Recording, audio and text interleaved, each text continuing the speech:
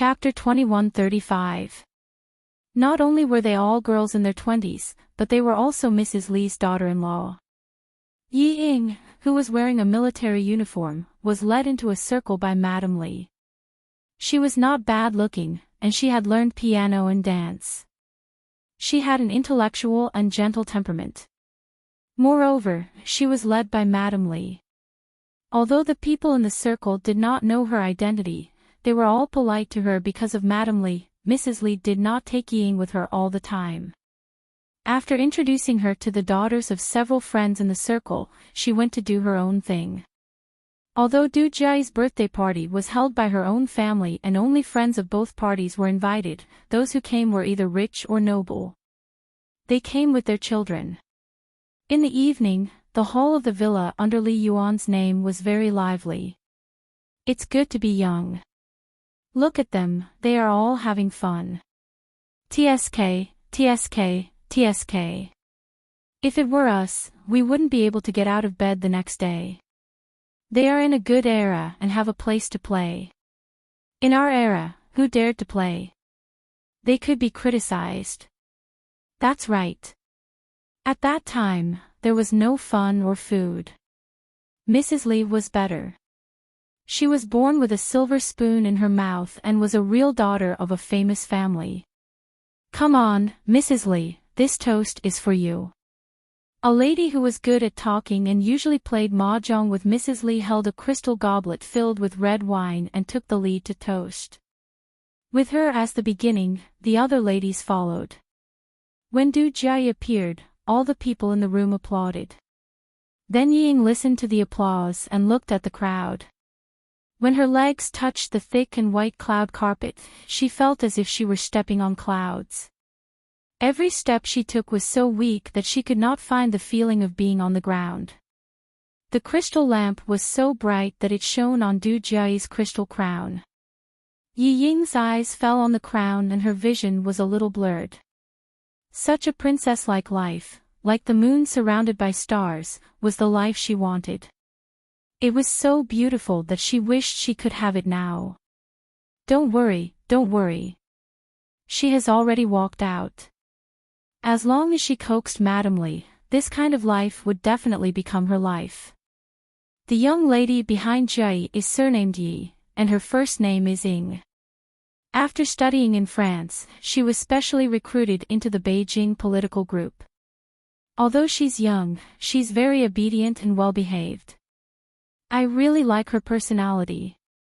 Observing secretly in the afternoon, Madame Li found that Yi Ying was very good at dealing with people and things. When she met two people who deliberately made things difficult for her, she calmly retorted with her own ability and helped everyone to save face. After observing for the whole afternoon, Madame Li felt more satisfied.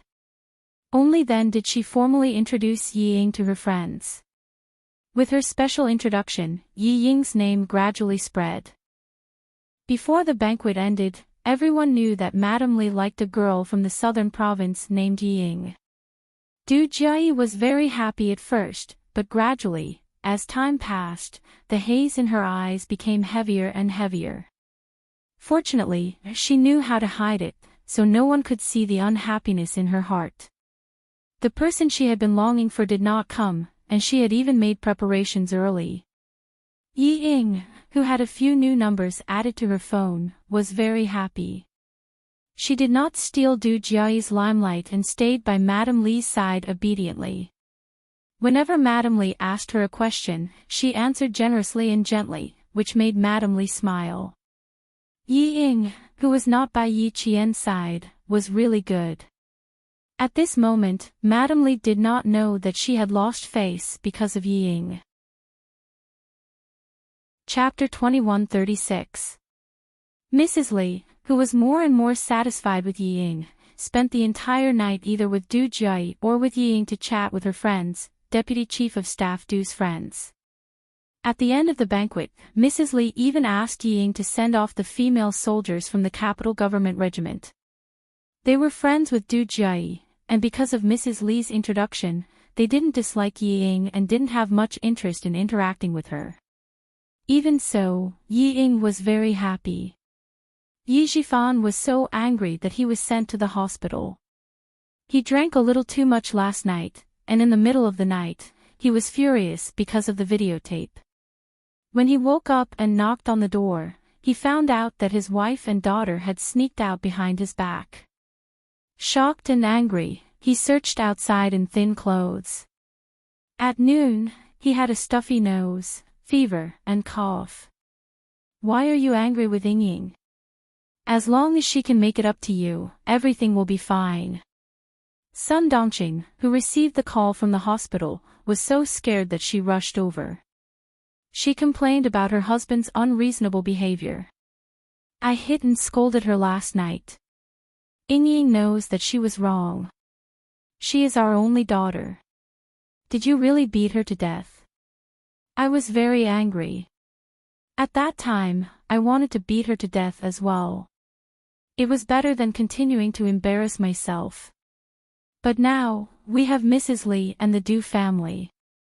As long as Mrs. Li likes her, what is there to be afraid of? As she spoke, Sun Dongqing gritted her teeth and said fiercely, we must find that damned bastard who harmed our family.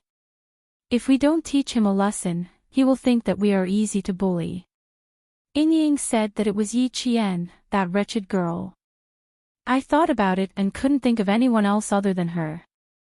She must be jealous that Ying joined the army, so she came up with such a vicious method to harm Ying. After being brainwashed by Ying, Sun Dongqing believed that all this was caused by Yi Qian.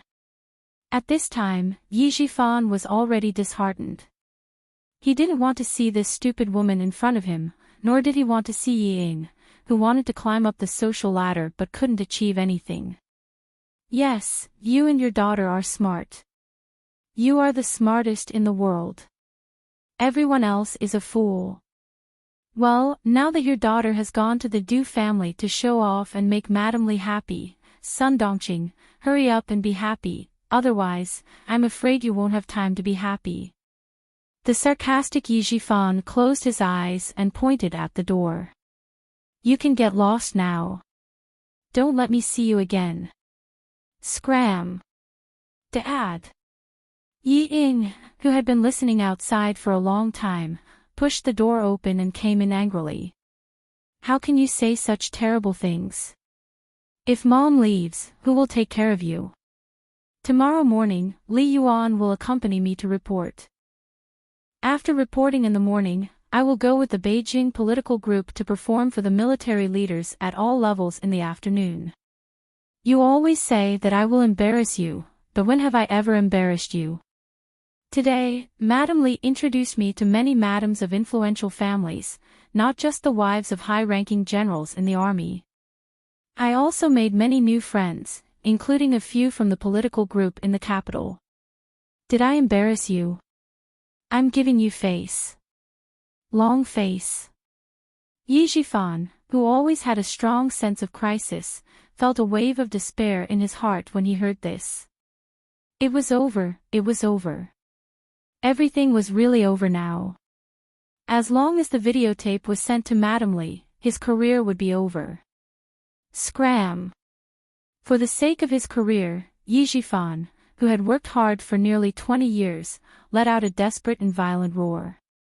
He got up too forcefully and pulled out the foredrip. As he waved his hand, blood and foredrip splashed on Yi Ying's face, causing her to scream in horror. Chapter 2137. Sun Dongqing knew that her husband was really angry. Looking at his ferocious face, she was terrified.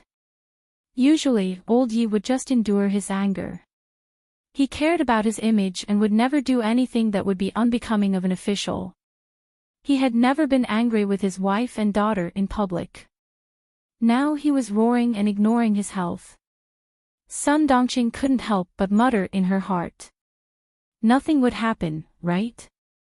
Old Yi would never do anything that would harm the family. No matter how she quarreled with him, he would never say anything bad. Sun Dongqing, who was suddenly scared, comforted her husband for the first time. Okay, old Yi, calm down. Don't be angry with a child. Ying knows that you are sick and hurried to see you. Just let it go for the sake of her filial piety.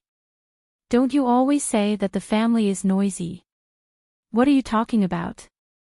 Now Ying has won Mrs. Li's favor and Li Yuan sent her to the hospital.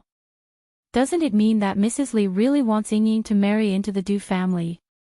As long as Ying marries into the Du family, what are you afraid of? It's not our family that is afraid, but the person who sent the videotape should be afraid. If he knew that Ying would marry into the Du family, he wouldn't dare to do anything to her. He dares to go against the Du family. As his mother-in-law, how could Mrs. Li let him go? It was rare for Sun Dongqing to persuade her husband, but what she said was still not clear. The reason why she was so confident was that she was sure that Ying would marry into the Du family. She was sure that Mrs. Li liked her daughter and would not let anyone bully her. But what she didn't expect was that Mrs. Li liked Ying only because Ying looked pure, well-behaved, and obedient. Later, she secretly investigated Ying and asked Yi Jifan's colleagues and friends. She found out that director Ye's daughter was indeed obedient, well-behaved, and didn't have any messy boyfriends. She also found out that Ying went abroad to study at an elite school. Only then did she think more highly of Ying. Mrs. Li's conditions for choosing a daughter-in-law were quite strict. The most important one was that her daughter must be pure and not tainted. Yi Jifan's position as an official, Ying's obedience, and all other aspects combined made Madame Li see him in a different light. But once Ying's true colors were exposed and her dissolute private life was exposed to Madame Li, how could Madame Li help Ying just because she liked Ying? She was not Ying's mother. How could she forgive Ying's deceit so easily like Sun Dongqing? Sun Dongqing thought that Mrs. Li liked Ying as her daughter-in-law, but she didn't expect that Ying. Sun Dongqing, who was immersed in Ying's beautiful dream, only thought of beautiful things and completely ignored the consequences of deceiving Madame Li. Like mother. Yi was. Yi. Yi Jifan glared at Sun Dongqing with his bloodshot eyes. His wife was still daydreaming about the consequences of her actions. Divorce. Yi Jifan yelled at Sun Dongqing. Go back to the Nan province to file for divorce. Go back to the Nan province now. After shouting, only Yi Jifan's heavy breathing could be heard in the ward. Sun Dongqing and Ying were shocked by Yi Jifan's words. Chapter 2138. This was the first time Yi Jifan had asked for a divorce, and it was under such circumstances. Ying found it unbelievable. After a while, she screamed, "Dad, are you crazy? I'm about to marry into the Du family, and you're asking for a divorce at this time. What are you trying to do? You don't know how much Mrs. Li likes me. Today, she introduced me to some of her best friends and asked them to take care of me. She instructed Du Jiai's friends to take good care of me since they're all from the capital's political group. When I came to the hospital, Mrs. Li didn't even ask the driver to send me. She asked her son, Li Yuan, to send me. Dad, do you know what this means? It means that Mrs. Li told Li Yuan that I'm the daughter-in-law she wants. What kind of family is the Du family? I won't talk about the Deputy Chief of Staff Du, and I won't talk about her eldest son either. You know. Let me tell you. Mrs. Li's family used to be a warlord. Mrs. Li has an older brother, who is the leader of your province. She also has a younger brother, who is a great painter who can sell his paintings for 6 figures. Mrs. Li from such a powerful family likes me and wants me to be her daughter-in-law. This is the Yi family's ancestors' matter. You even want to divorce my mother. Fine, as long as you divorce my mother, I'll change my surname to Sun immediately. Sun Dongqing hadn't recovered from her husband's divorce, and her heart skipped a few beats when she was shocked by her daughter's words. What nonsense! Your dad said that out of anger. Divorce? Impossible. If she divorced old Yi, who would she rely on for the rest of her life? Find her daughter. Her daughter had to take care of her husband's family. She would never divorce old Yi. Yi Ying, who was trembling with anger, stubbornly raised her chin and screamed fearlessly, "What nonsense am I talking about? Is he still my father? Is there a father who can't bear to see me do well? No, he's not my father. Other fathers want their daughters to marry well and dress well, but what about him? He's afraid that I'll marry well. Is he my father? Is he my biological father?" Faced with the stubborn mother and daughter, Yi Jifan, who had been so angry that he roared before, calmed down. He had to calm down. Otherwise, he would be as unlucky as the mother and daughter. "Sure, I don't want anything after the divorce. I'll give you all my assets. I only need to bring my household register and ID card. I don't want a single cent. I'll leave my wallet to you and your mother. You can change your surname. I'll ask my friend in charge of household registration to change your surname to Sunning. From now on, you can live with your mother and have nothing to do with me, Yi Jifan. I'm not your father, and you're not my daughter. We're even now, and we don't owe each other anything." Before the worst happened, he had to draw a clear line between them. For the sake of his career, Yi Jifan, who was completely disappointed with his mother and daughter, began to disown his family. He was such a person, just as Yi Qian had said. Yi Ying was very stubborn. Hearing this, she sneered and said, "Fine, from now on, I'll be called Sunning. I have nothing to do with you." She turned to Sun Dongqing, who had no chance to interrupt, and deliberately said happily to annoy Yi Jifan, "Mom, he finally asked for a divorce. I'm very happy. From now on, you and I don't have to live with his attitude anymore. Mom, Li Yuan and I will take care of you from now on. You don't have a husband to take care of you. It's okay. Li Yuan and I will take care of you. He's just the director of the Provincial City Construction Bureau, so what?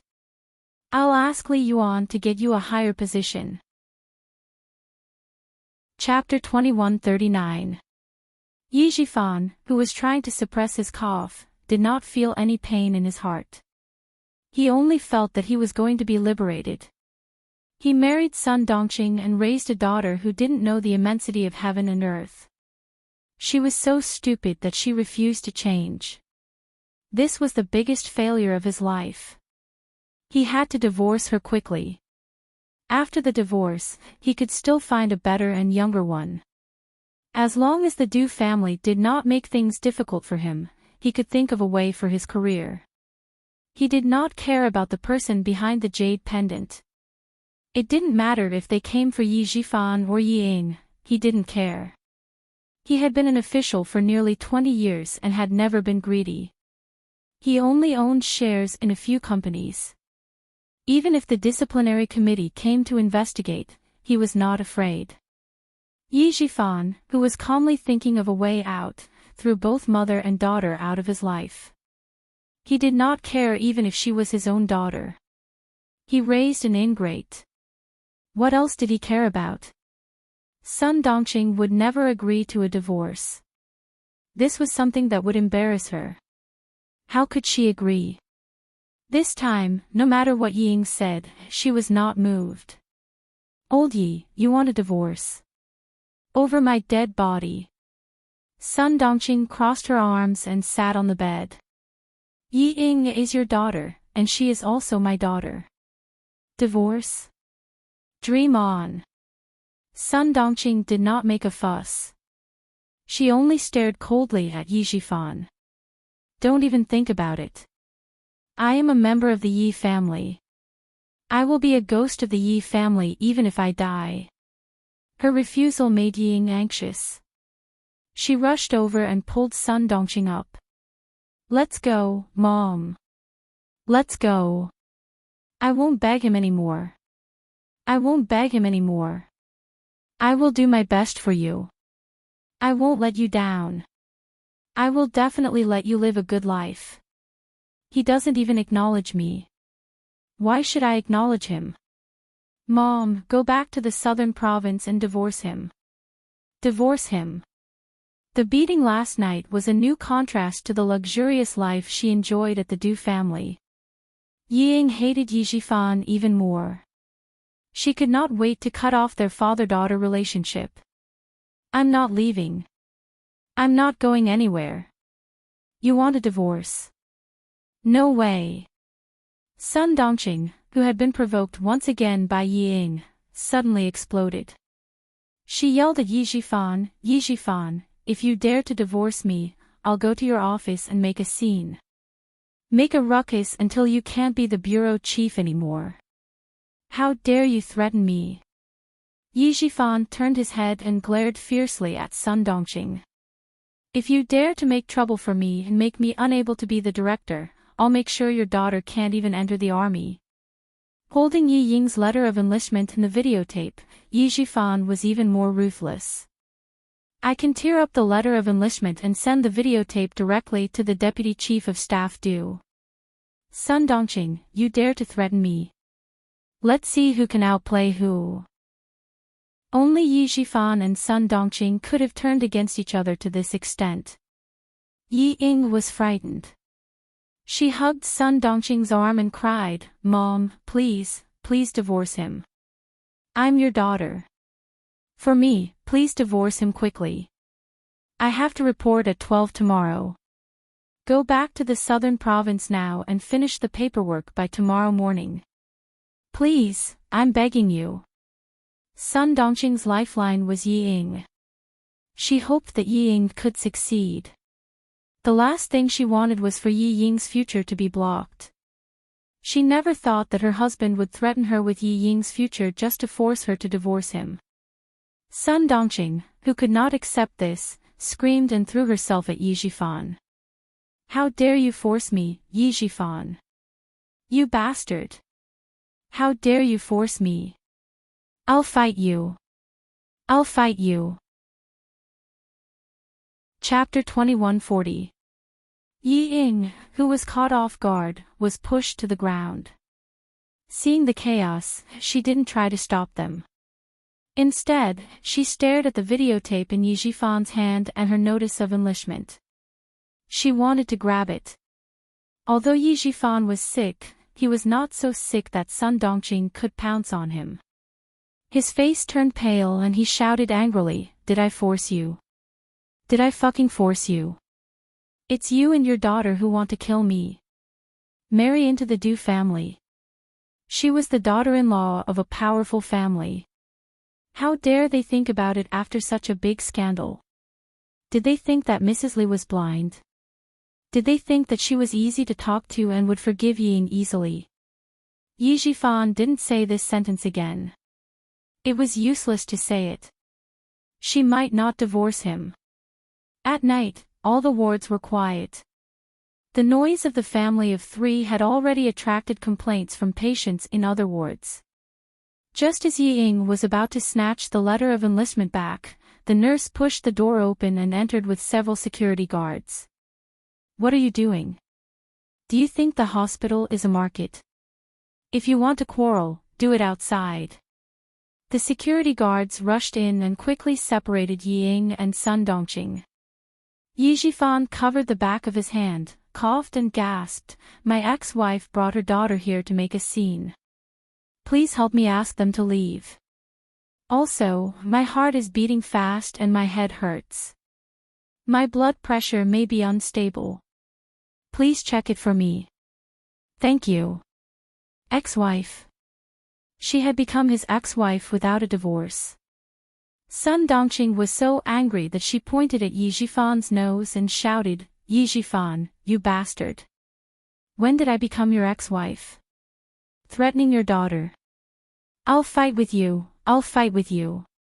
Seeing the security guards and nurses come in, Yi Ying felt a little guilty. She was afraid that it would become a joke and reach Mrs. Li's ears. Mom, let's go first. She got up and tried to support Sun Dongqing, who seemed to have gone crazy. and kept persuading her, "He won't care about us anymore. I told you, he won't care about us anymore. Get divorced, get divorced." One day, she would make him regret driving his daughter out. Yi Ying's eyes darkened as she gritted her teeth. She didn't believe that she couldn't accomplish anything without him.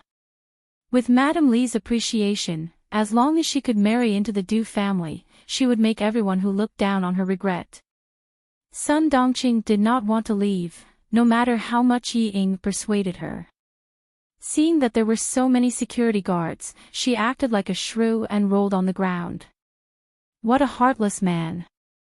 I've been with him for so long, and in the end, he still wants a divorce. The more she acted like this, the more Yi Zhifan hated her. He tried his best to get Yi Ying into the army, tried his best to let the family live a good life, but what happened in the end? No matter how hard he tried, he couldn't stop the mother and daughter's stupidity. They were biting off more than they could chew. If he didn't want to be dragged down, the only way out was to divorce. Yi Zhifan, who was sitting on the bed, didn't say anything else. He just pressed on his chest and took deep breaths. He looked like he was having a heart attack. When the nurse saw this, she immediately asked the security guards to take them out. The patient was the most important. It was useless for Sun Dongqing to make a big fuss. The more she disturbed the silence of the ward, the angrier he would be. Yi Ying didn't want to be taken away by the security guards. She glared at Yi Zhifan angrily.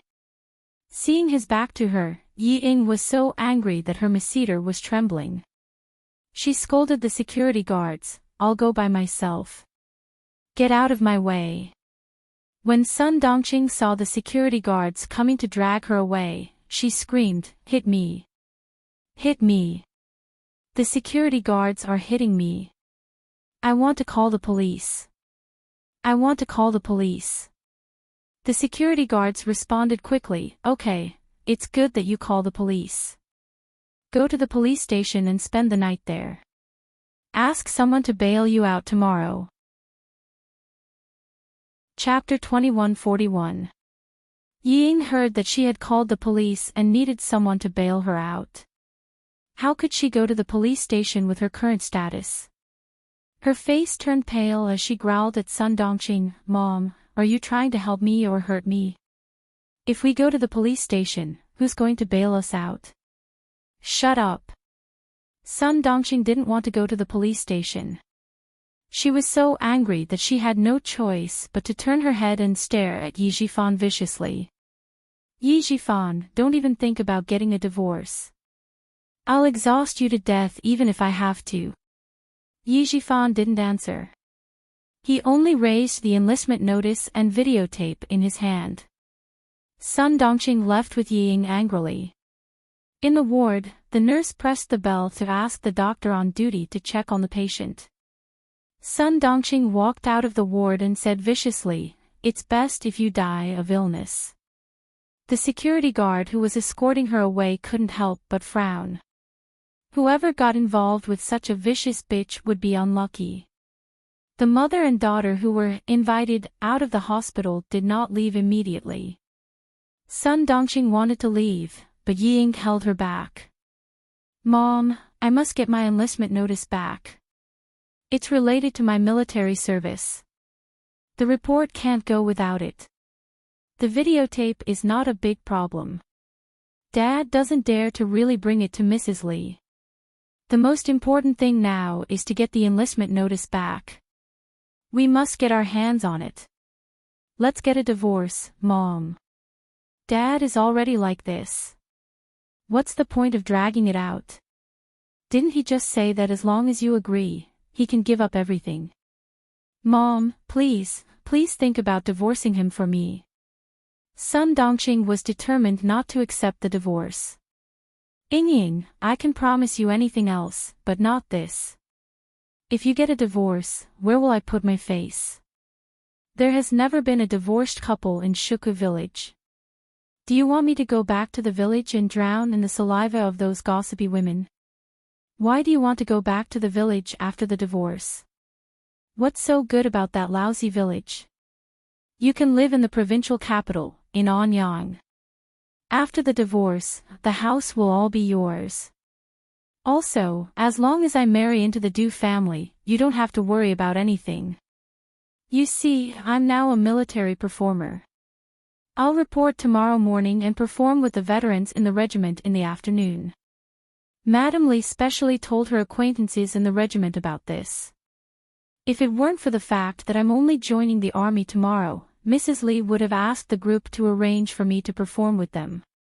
Look, Madame Lee treats me so well. Are you still afraid that you won't have a good life after the divorce? Every time Ying thought of the enlistment notice and the videotape, her heart would burn with anxiety. She kept trying to persuade Sun Dongqing, but Sun Dongqing still wouldn't nod her head. After talking for nearly an hour, Ying finally knelt down with a plop. Mom, you must help me. I beg you. You must help me. I don't want to lose everything. I don't want to lose to Yi Qian. I don't want to be suppressed by Yi Qian for the rest of my life. Daughter, I beg you, I beg you. She was just short of kowtowing. Yi Zhifan also didn't want to delay any longer.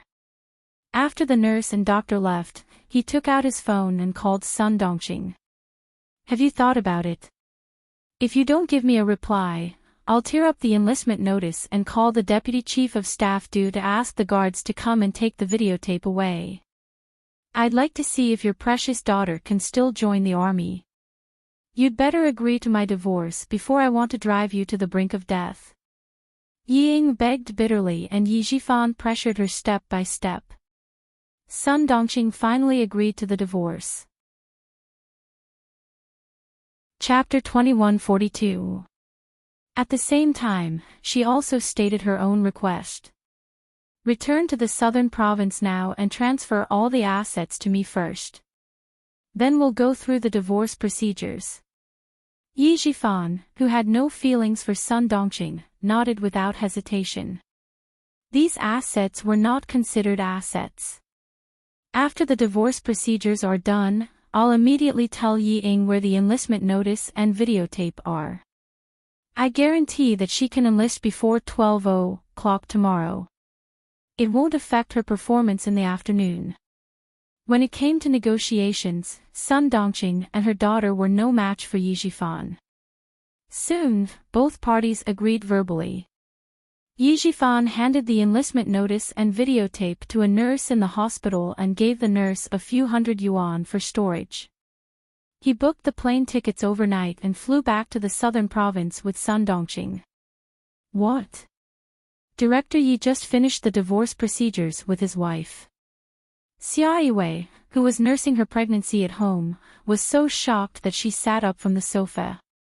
Ho Zi, who was peeling an apple, was so shocked that her expression changed. She threw the apple and knife aside and quickly supported Xia Yiwei. Why are you so shocked when they're divorced? Lie down. An elderly pregnant woman with signs of miscarriage scared Ho Zi. She was so scared that she did not even go to the office. She was afraid that something would happen to the mother and child. Xia Yiwei then remembered that she was pregnant. She quickly lay down on the sofa and calmed herself down before asking, what happened? Why did they suddenly get divorced? I don't know. I only found out when I saw the divorce certificate in the drawer. It was done this morning. There was no news at all. The secretary on the phone whispered. He was also confused about this. The director was in a good mood before he went to the capital 2 days ago. Why did he suddenly fall out with the director's wife? He returned to the southern province at 1:00 in the morning last night. He asked me to go to the office to send the household register to his house. There was no warning today and they suddenly got divorced. Did something happen in the capital? The bureau doesn't know yet. I'm probably the only one who knows. Everything was fine. Why did they suddenly get divorced? Secretary Xia, why don't I ask around? What happened in the capital? Xia Yiwei thought about it and smiled. Forget it. Divorce is not a big deal. You don't have to ask around. Just pretend that you don't know. The sudden divorce probably had something to do with the video that Xiao Yi sent out. She had to tell Sixth Brother about it. OL, Sixth's mood had been at its lowest since yesterday. He was locked up in the hospital and guarded by 2 guards. At the same time, he was also guarded by 3 of his comrades and Li Jinyan. There were 6 people guarding him and an injured person. To the point where he couldn't escape even if he had wings. After receiving Xia Yiwei's call, Xia Jinyuan, who was lying in bed with her heart already in Yiqian, did not have much interest in listening to the conversation. It wasn't easy for Yi Zhifan to endure the divorce until now. So be it. It won't affect him much. It's true that the divorce won't affect him much, but he went to the capital and suddenly rushed back overnight. He finished the divorce procedures this morning. You can find out what happened to him in the capital. I suspect that it has something to do with the video that Xiao Yi sent. This sentence piqued Xia Jinyuan's interest. He smiled and said, "Okay, I got it. Take care of yourself. I'll keep an eye on him." The 4 comrades in the ward who were playing Level Up did not hear the other words clearly, but they heard the words, "keep an eye on him," very clearly. Han Zheng asked, "Who asked an injured person like you to keep an eye on him?" Chapter 2143. Xia Jinyuan had been in a bad mood since yesterday. He was locked up in the hospital and was guarded by 2 guards. At the same time, 3 of his comrades and Li Jinyan were guarding him. There were 6 people guarding him and an injured person. In order to prevent him from leaving the hospital and running to Nan province, the 6 of them guarded him until he couldn't escape. After receiving Xia Yiwei's call, Xia Jinyuan, who was lying in bed with his heart already in Yiqian, lost interest in listening. It wasn't easy for Yi Zhifan to endure the divorce until now. So be it. It won't affect him much. The divorce won't affect him much, but he went to Beijing and suddenly rushed back overnight. He finished the divorce procedures this morning. You can find out what happened to him in Beijing. I suspect it has something to do with the videotape Xiao Yi sent. Xia Jinyuan's interest was piqued. He smiled and said, "Okay, I got it. Take care of yourself. I'll keep an eye on him." The 4 comrades in the ward who were playing Level Up didn't hear much except for the words, "keep an eye on him." Han Zheng asked, "Who asked an injured person like you to keep an eye on him?" "It's not a person. It's a private matter. I have to keep an eye on Yiqian to prevent him from being snatched away." Xia Jinyuan put down his phone and looked at his comrades who were brazenly playing Level Up in front of him. His thin lips curled up slightly, revealing an elegant smile. "Why don't you play with a little money? If you don't play big, a few yuan per round is fine." Li Jinyan, who had played a card, coldly exposed his comrade's plan. "You want us to go back to the military headquarters to drink cold water and sit in a dark room, right?" No matter how big the game was, gambling was prohibited in the military. "Captain, you're so evil. I almost fell for it," Han Zheng said as he held down the K7 card with one hand. Wait, I still have a pair of spades." Up, up, up. "My 2 of spades is the biggest." "Are you kidding me?" "We agreed not to remember the cards." "Do I even need to remember the cards?" "I remember it with one look." "Do I need to remember the cards?" "Remember at a glance." "Isn't that just memorizing the cards?" Han Zheng and V8 laughed and reprimanded each other. Although it was a little boring to watch over the disobedient wounded, it was still okay to play cards. They had been fighting since yesterday and took turns to rest at night. They had been fighting since the morning and it was almost time for lunch. Xia Jinyuan looked at the group of comrades he could not defeat alone. He pressed his slender fingers against his forehead and then asked Han Zhang, "Help me find out something urgent."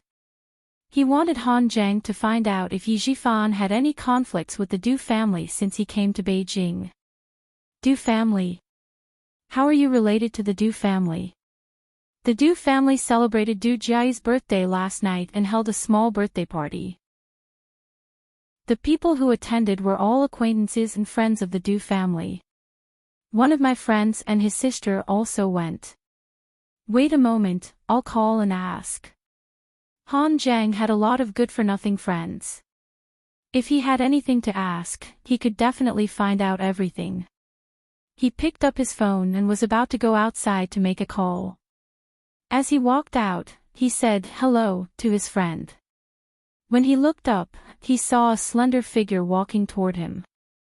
She saw him in advance and smiled faintly. Are you going out to work? Damn. I'm not busy. Help me find out if anything big happened at Du Jiayi's birthday party last night. I have to go now, something urgent came up. Goodbye. She finished her sentence in 3 seconds. Then, she smiled widely at Yi Qian. I'm not busy.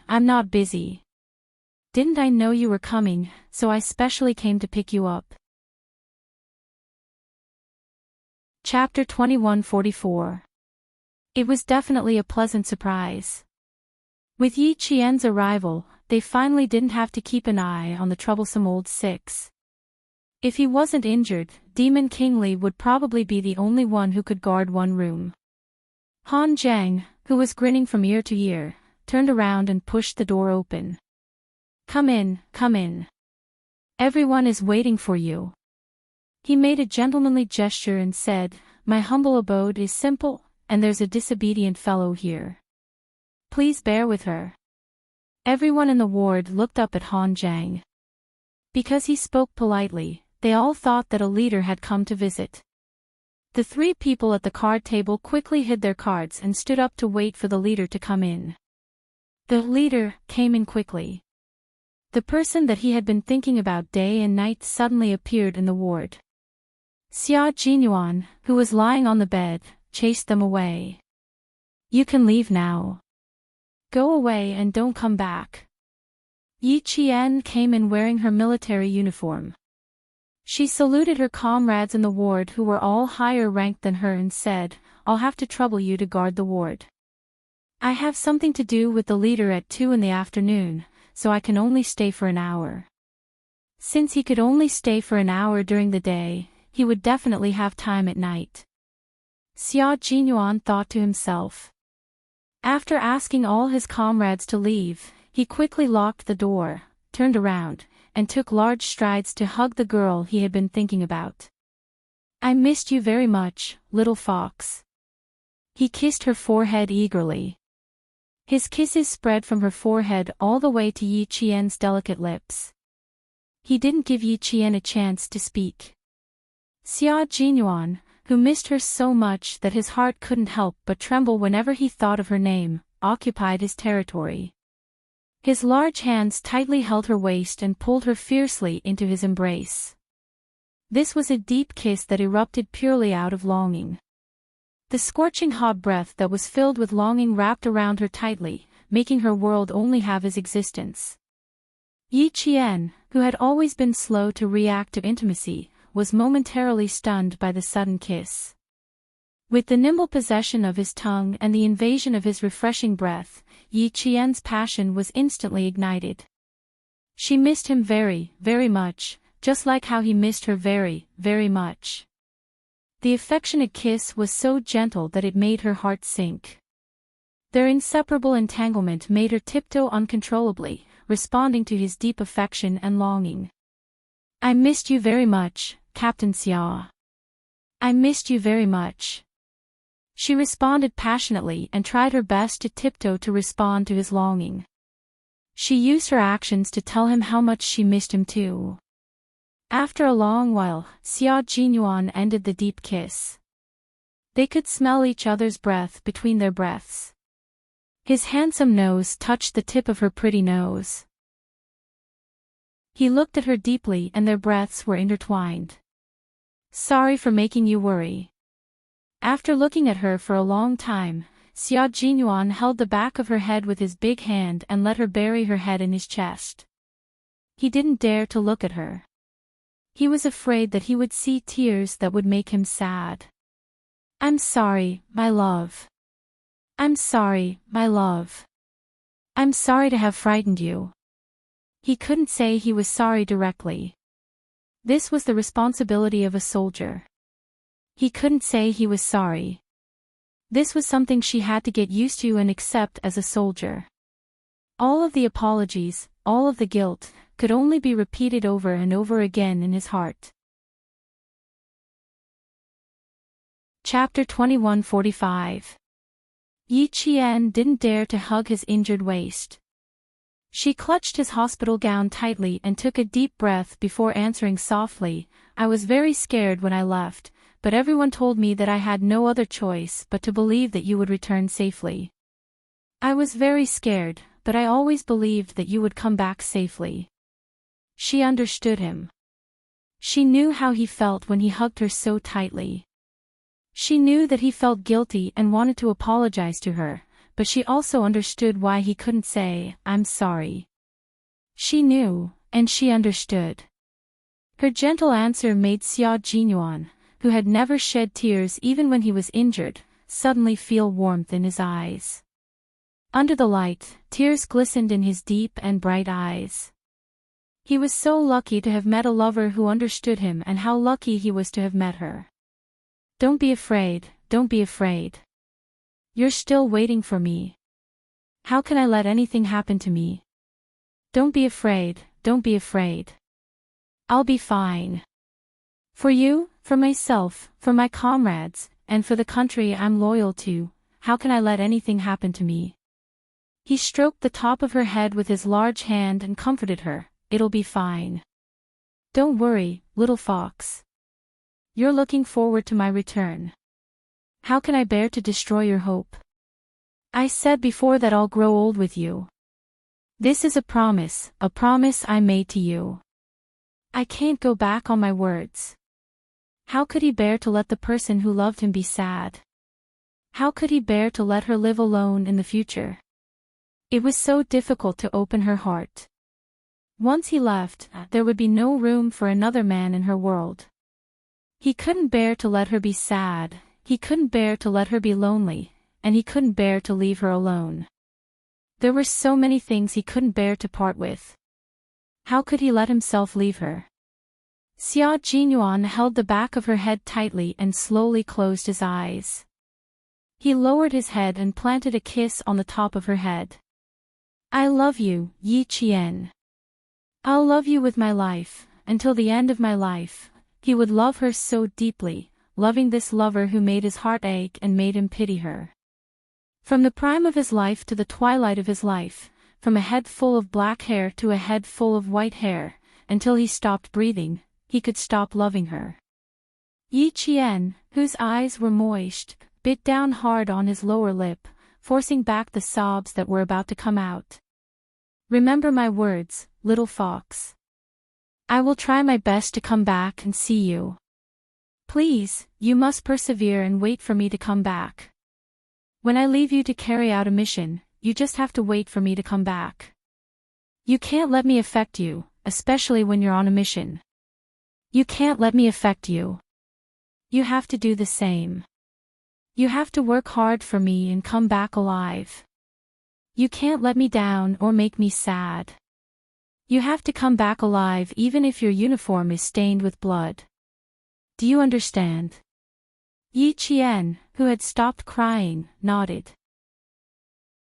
She knew everything. She knew everything. I know. You've told me this before. I've always remembered it.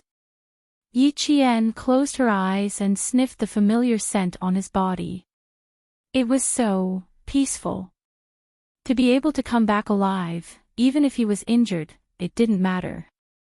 At this moment, Yi Qian understood why it was said that injuries on the Snowfield Brigade's special forces represented a new life. It turned out that coming back alive with injuries represented a new life. Chapter 2146. Xia Jinyuan had always known that Yi Qian was very obedient to him. She would remember every single word that he said. Every time he heard her say that she remembered his words, his heart would always soften and melt into water. "You're so obedient, my baby." Xia Jinyuan lowered his head and smiled as he kissed her forehead. Suddenly, he bent down and picked her up while Yi Qian was unprepared. He smiled and said, "Don't move. I can't use my strength as I please. If you move, you might slip from my hands." Yi Qian didn't dare to move. She was afraid that if she struggled, she would reopen his wound. She gripped his clothes tightly with both hands and looked at him with displeasure. "I won't move. Aren't you afraid that your wound will reopen if you bend down and pick me up? No wonder the commander-in-chief said you were a bastard and even sent so many people to guard you. They really did protect me this time." Xia Jinyuan smiled.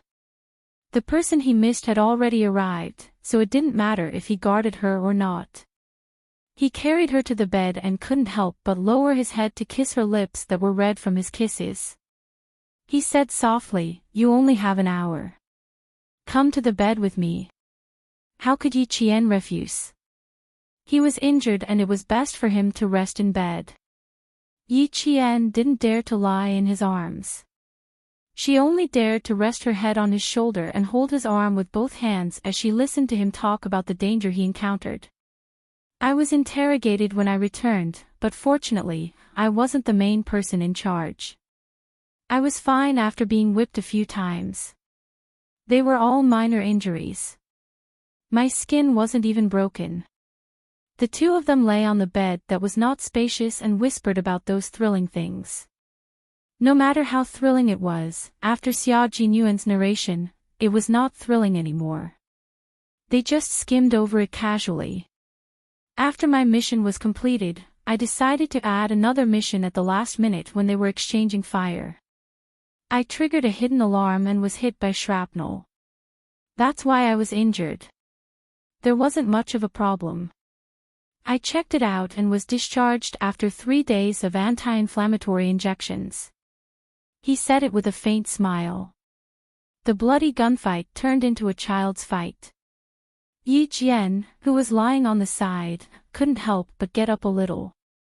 She then looked down at the man lying flat on the bed.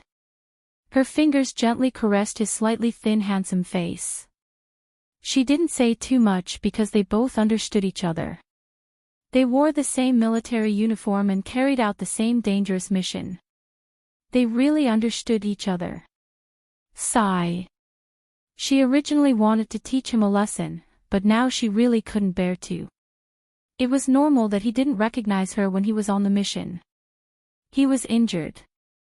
Xia Jinyuan couldn't help but smile at her gentle touch. He closed his eyes and felt her affectionate gaze. She used her fingers to trace his face. From his eyebrows to his eyes, to the tip of his nose, all the way to his lips. Her fingers gently caressed his face, then she used her delicate lips to kiss him. She kissed his forehead, his eyes, the tip of his nose, and finally stopped at his lips. She used the tip of her soft tongue to gently lick his lips, then nimbly entered and danced with the tip of his tongue. "Little fox," he called out softly. He reached out and pulled Yi Qian into his arms. "I'm not that weak. I just need to avoid the wound." Yi Qian kissed his thin lips, then kissed his handsome chin. "Lie down properly. I want to see your wound." "What's there to see? I'll bandage it." "You won't be able to see it even if you want to." The wound that had been stitched up again, to be honest, it was a little hideous. He really didn't dare to let her see, for he was afraid that her heart would ache. Chapter 2147. Gently biting his chin with her teeth, Yi Jian, whose voice was as soft as water, snorted, "You didn't recognize me, and I didn't care. Now, I just want to see your injuries. Are you not happy?" "Happy, happy. Happy. 100%. Thinking about how he was less than 3 meters away from her on the island and how he didn't realize it was her, Xia Jinyuan didn't dare to go against Yi Qian's words. He spread his long arms and legs and spread his tall and straight body. "Come on, let's examine it properly." He looked like he was saying, "Please pick more." Yi Qian gently pinched his arm muscles and started to be naughty again. The somewhat heavy atmosphere was eased by his nonchalant body movements and facial expression. Yi Jian, who was hiding the worry in her eyes, couldn't help but chuckle and tease, "You look very easy to bully now. Can you bear to bully me? Can you bear to bully me?"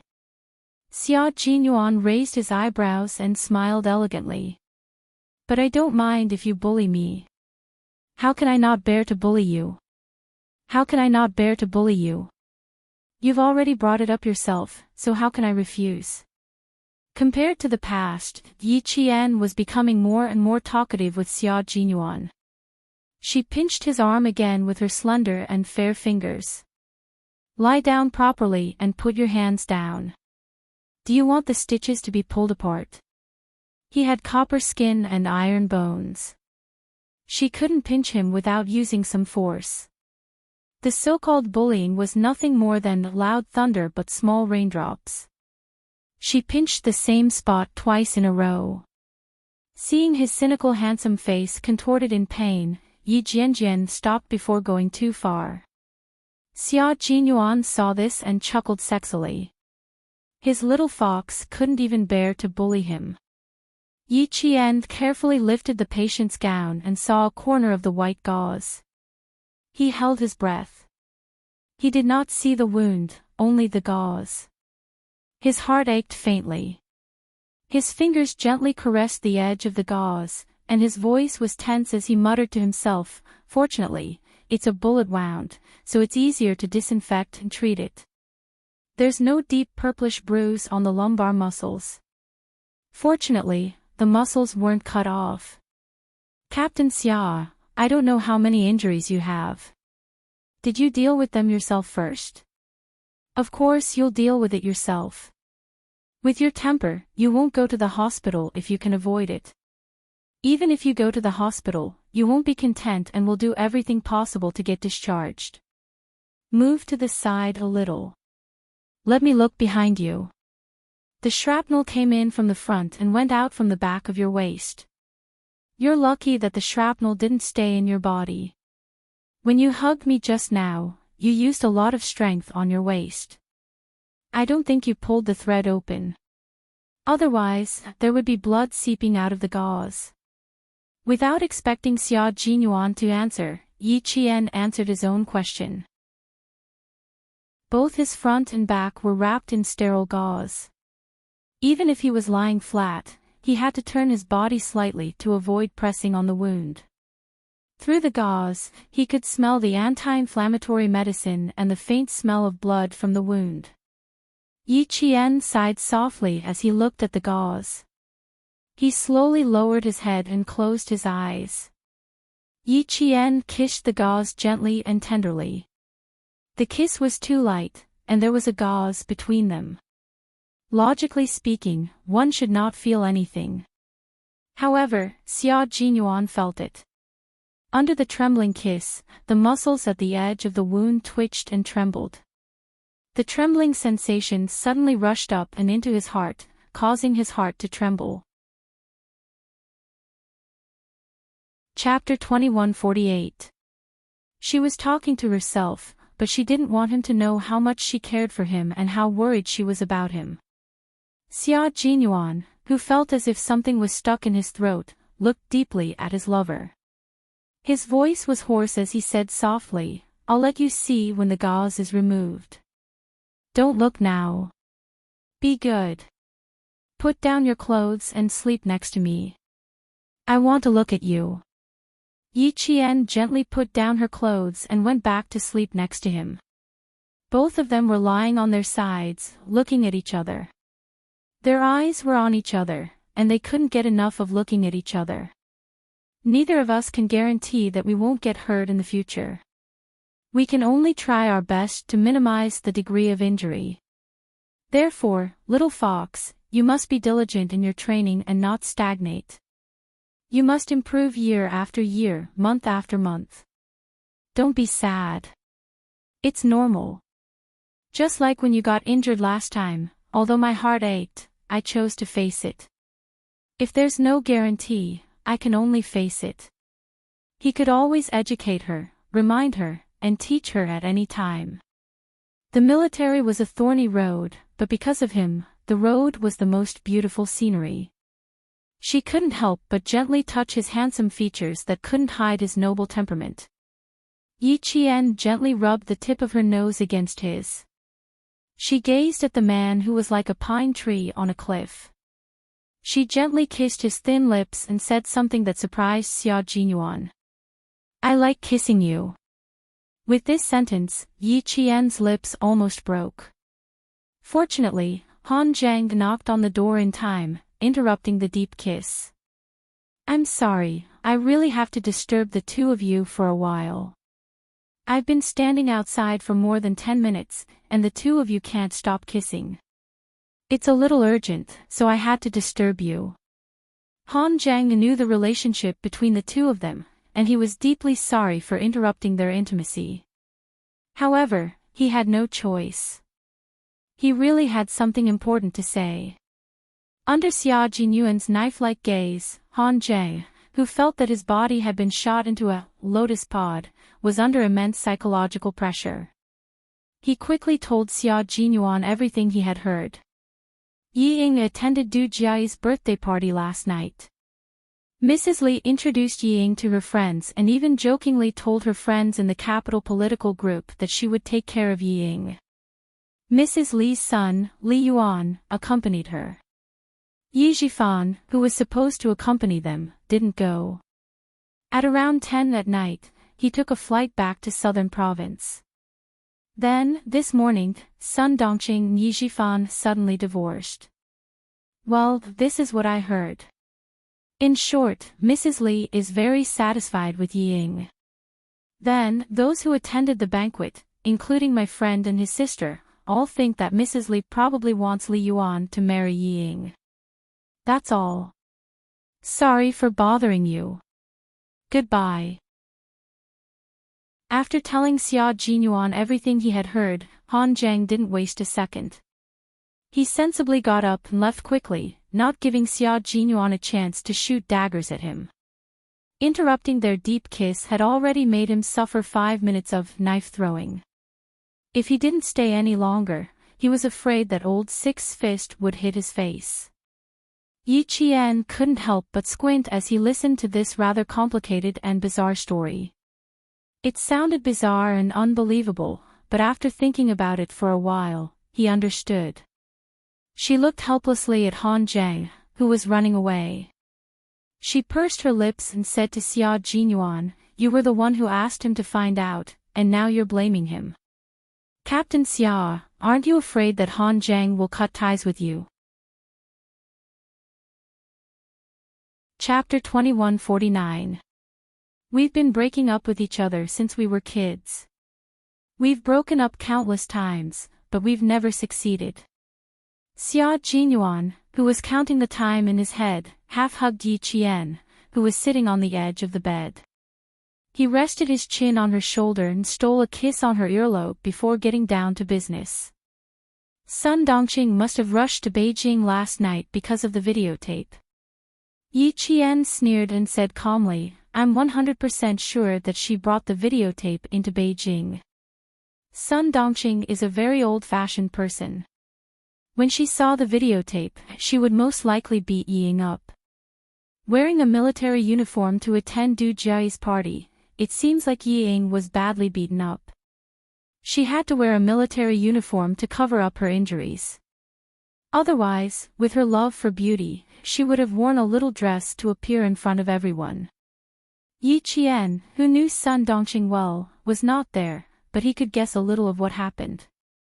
This was the meaning of the saying, know thyself and know thy enemy, and you will never be defeated. Xia Jinyuan liked this side of Yi Qian very much. She was very smart and quick-witted. She could find the right direction with just a few clues. This side of Yi Qian made him fall in love with her. Yi Qian patted the hand that kept stroking her waist and felt itchy. She continued her analysis without being interrupted. Yi Zhifan did not accompany Yi Ying to the Du family's house during the day. I'm afraid he didn't want Yi Ying to go either. In the end, Yi Ying went. Yi Zhifan was afraid that Mrs. Li would find out about the videotape. He didn't want to implicate himself, so for the sake of his career, he proposed a divorce that night. The process was definitely not good. Sun Dongqing would not accept the divorce, but Yi Ying had already won Mrs. Li's favor. She even went out with her son. She thought that she could marry into the Du family smoothly. Li Yuan. In her previous life, she only knew that Yi Ying's husband's surname was Du, and her mother-in-law's surname was Li. She didn't know that her husband in her previous life took Mrs. Li's surname. Xia Jinyuan kissed Yi Qian's earlobe again and said with a smile, go on. It's not Detective Holmes. It's only because I know Yi Zhifan well. Yi Qian, who had been kissed by him several times, smiled slyly. He turned his head and bit his ear in revenge. When he heard him suck in a breath of cold air, his dark eyes smiled as if he had succeeded. I sent the video to Mrs. Li for 2 reasons. First, I wanted to cut off Yi Ying's escape route. Second, I wanted to scare Yi Zhifan. But I didn't expect that he would be so afraid that he would divorce Sun Dongqing. Sure enough, a person who didn't recognize his own family was heartless. For the sake of his career, he could forsake his wife and daughter. But he is indeed the Yi Zhifan that I know. Yi Zhifan did not want a wife or a daughter. He only wanted an official position because he could have more wives and daughters. Especially since they were often a burden to him. For the sake of an official position, Yi Zhifan would definitely abandon them even faster and more ruthlessly. It was rare for a man to be so heartless. But Yi Ying was arrogant enough to think that she could marry into the Du family. She was conceited enough and stupid enough. Was Yi Ying that stupid in her previous life? But in this life, she was able to coax Mrs. Li to introduce her to friends everywhere. It was obvious that she wasn't that stupid. So, was she stupid? Or was she not stupid? After leaving the hospital, Yi Qian couldn't help but wonder. Knowing that Yi Qian wouldn't be leaving until Sunday, Xia Jinyuan didn't want to go back to the southern province anymore. He asked Yi Qian about the package number to Mrs. Li and began to add fuel to the fire. He wanted to make it bigger, faster, and more lively. He didn't do anything. After checking the package's location, he told the delivery man to deliver it to Mrs. Li today. Chapter 2150. At this time, Xia Jinyuan only wanted to add some firewood to the fire, but he didn't expect things to be so lively in the end that it exceeded his expectations. At 2:00 sharp, Yi Qian followed the military academy leaders and military leaders into the grand performance hall amidst the applause of the soldiers. The person next to her was none other than Commander-in-Chief Xia, who was talking to her. After the performance, leave later. Come with me to the hospital to visit old Six. In order to let Yi Qian hear what he was saying amidst the applause, Commander-in-Chief Xia lowered his head slightly. In the eyes of the soldiers, it was the leader showing concern for the soldiers. However, in the eyes of Yi Ying, who was clapping behind them, it was a bolt from the blue. Her eyes widened in fear and her applause was even slower by half a beat. Fortunately, her applause was soft and the applause from the audience fell in unison. Her sudden clapping did not cause a commotion. Even so, it still made the class leader, who was taking care of her, break out in cold sweat. Yi Ying, what are you doing? The class leader reprimanded softly, you have to follow the rhythm when clapping. Didn't I teach you before? A recruit who joined the military less than 2 hours ago came out to watch the performance with them without even making her bed properly. She didn't know what the leader planned for her. Even taking care of a recruit shouldn't be like this. Yi Ying, who was frightened, tried to control the fear in her heart. She fidgeted and placed her hands on her knees. Her fingers dug into her knees as she asked her class leader in a trembling voice, "Class leader, the leader in front of us, who is he? He seems to be in a very high position." She had seen him before. She saw him at old Jen's funeral. The class leader was afraid that she would speak again, so she immediately whispered, "Commander-in-Chief Xia, military leader, remember this." Military leader, Yi Ying felt her vision darken. Yi Jian, that wretched girl, actually knew the head of the military, Commander-in-Chief Xia, a long time ago. How did she know him? How did she know him? Why could she still accompany Commander-in-Chief Xia? What right did she have? Don't talk. If the platoon leader sees me going back with you, I'll be punished. The class leader saw that there was something wrong with her expression. He thought it was the first time she was scared to see the chief, so he comforted her, "Don't worry, the chief isn't someone you can see whenever you want. You're lucky to be able to see the chief as soon as you join the army. But, there's still a military academy student beside the chief." Yi Ying, who was so scared that her heart was trembling, stuttered. She swallowed hard and asked, "Why can a military academy student accompany the chief out?" The class leader didn't really want to answer, but fortunately, everything was still going on, so she quickly said, "She must be very outstanding in school." The leader received her. "All right, if you have any questions, you can ask me later." Was it because of her outstanding performance in school that the chief wanted to meet her? No. Definitely not. How could she not know how capable that bitch Yi Jian was? She did have the ability to fool ordinary people, but in the elite troops, her ability to fool ordinary people was not enough. How could she possibly be received by the head of the military? There must be a problem, there must be a problem. Yi Ying, who couldn't accept this, madly guessed. Her guesses were all about slandering Yi Qian in an attempt to calm herself down. She couldn't believe it. She couldn't accept the fact that Yi Qian accompanied the military leader to the performance. Right. She could find Du Jie and let Du Jie deal with Yi Qian. Chapter 2151. Where do I find her? Damn it. Where do I find Du Jie? She must find Du Jie and tell her that her cousin who cheated on the college entrance exam was Yi Qian, who accompanied Commander-in-Chief Xia. She also needs to tell the Deputy Chief of Staff Du to investigate Yi Qian's cheating and kick her out of the military academy so that she will never have the chance to accompany the chief of the military. Yi Ying, sit properly, sit properly. The class leader noticed that the recruits were leaning forward, making them sit in a straight line in a very obvious arc. She immediately shouted and reminded her sternly. Yi Ying couldn't control her emotions. Whenever she thought about how Yi Qian was summoned by the chief of the military, she couldn't control her emotions. Her ears clearly heard the class leader's voice, but not only did she not retract her body, she sat up straight and even wanted to stand up. But this scared the class leader to the point that her heart kept thumping.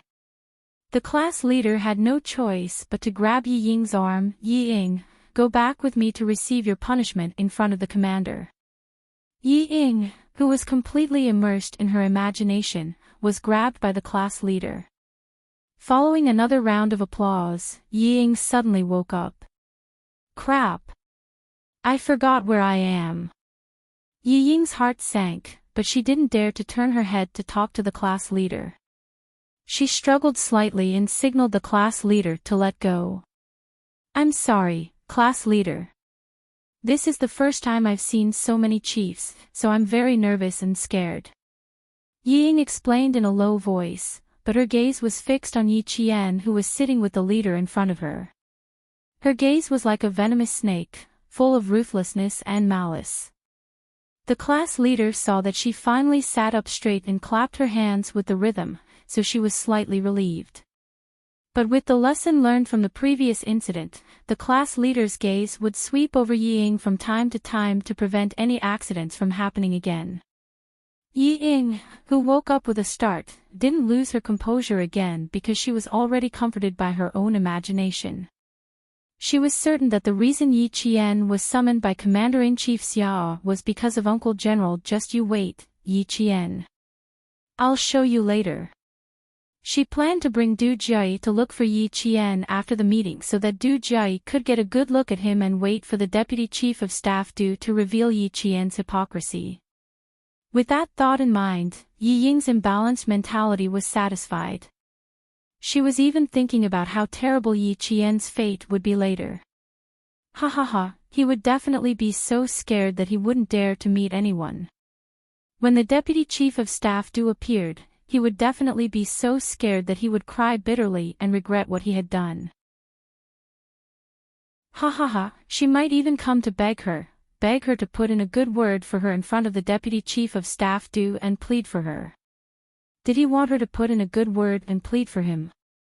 "In your dreams, Yi Qian. I will definitely make you suffer so much that you wish you were dead. I will make you regret what you have done to me." Yi Ying, who was deeply immersed in her imagination, almost laughed out loud. Fortunately, she knew where she was right now. Even if she wanted to laugh, she had to control herself. She bit her tongue and swallowed her laughter back into her stomach.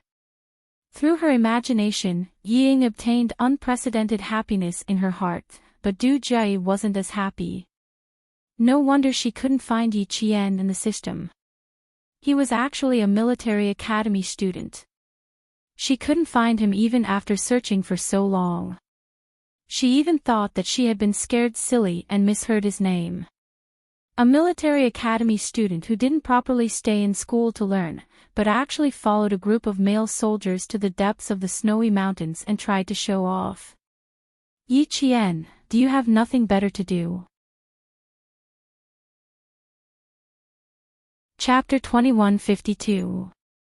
Du Jie, who had a ribbon wrapped around her finger, stared unblinkingly at Yi Qian, who came in with Commander-in-Chief Xiao and spoke as he took his seat. A cold glint flashed across her watery eyes. No wonder she didn't like her at first sight.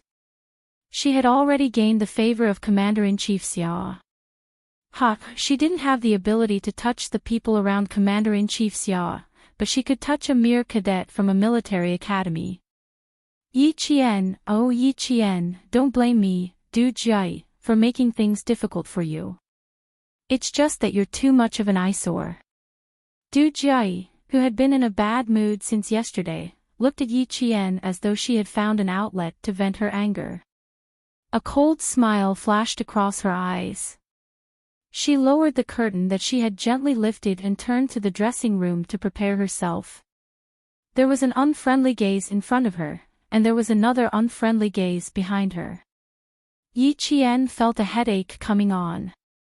Who was it? She was just here to watch a performance.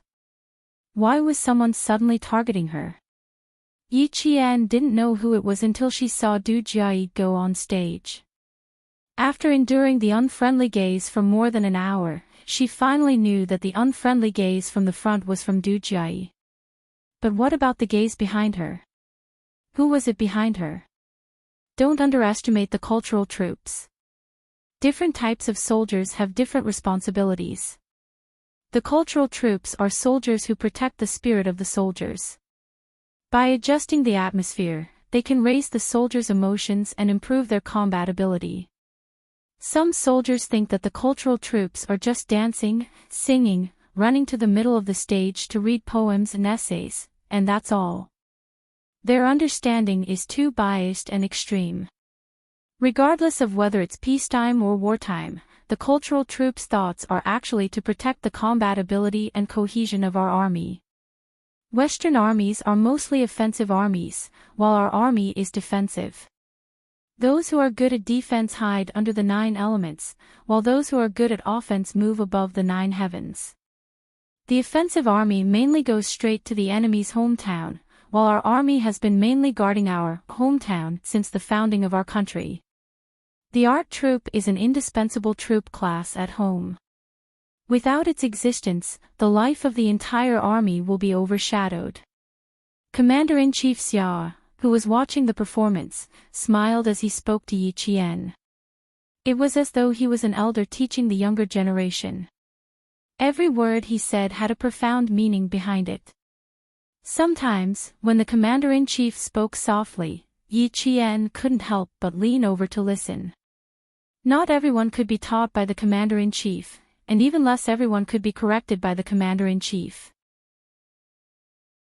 Every time Yi Qian finished listening to an elder who was broad-minded, far-sighted, and had a strong military ideology, he felt that his thinking had improved again.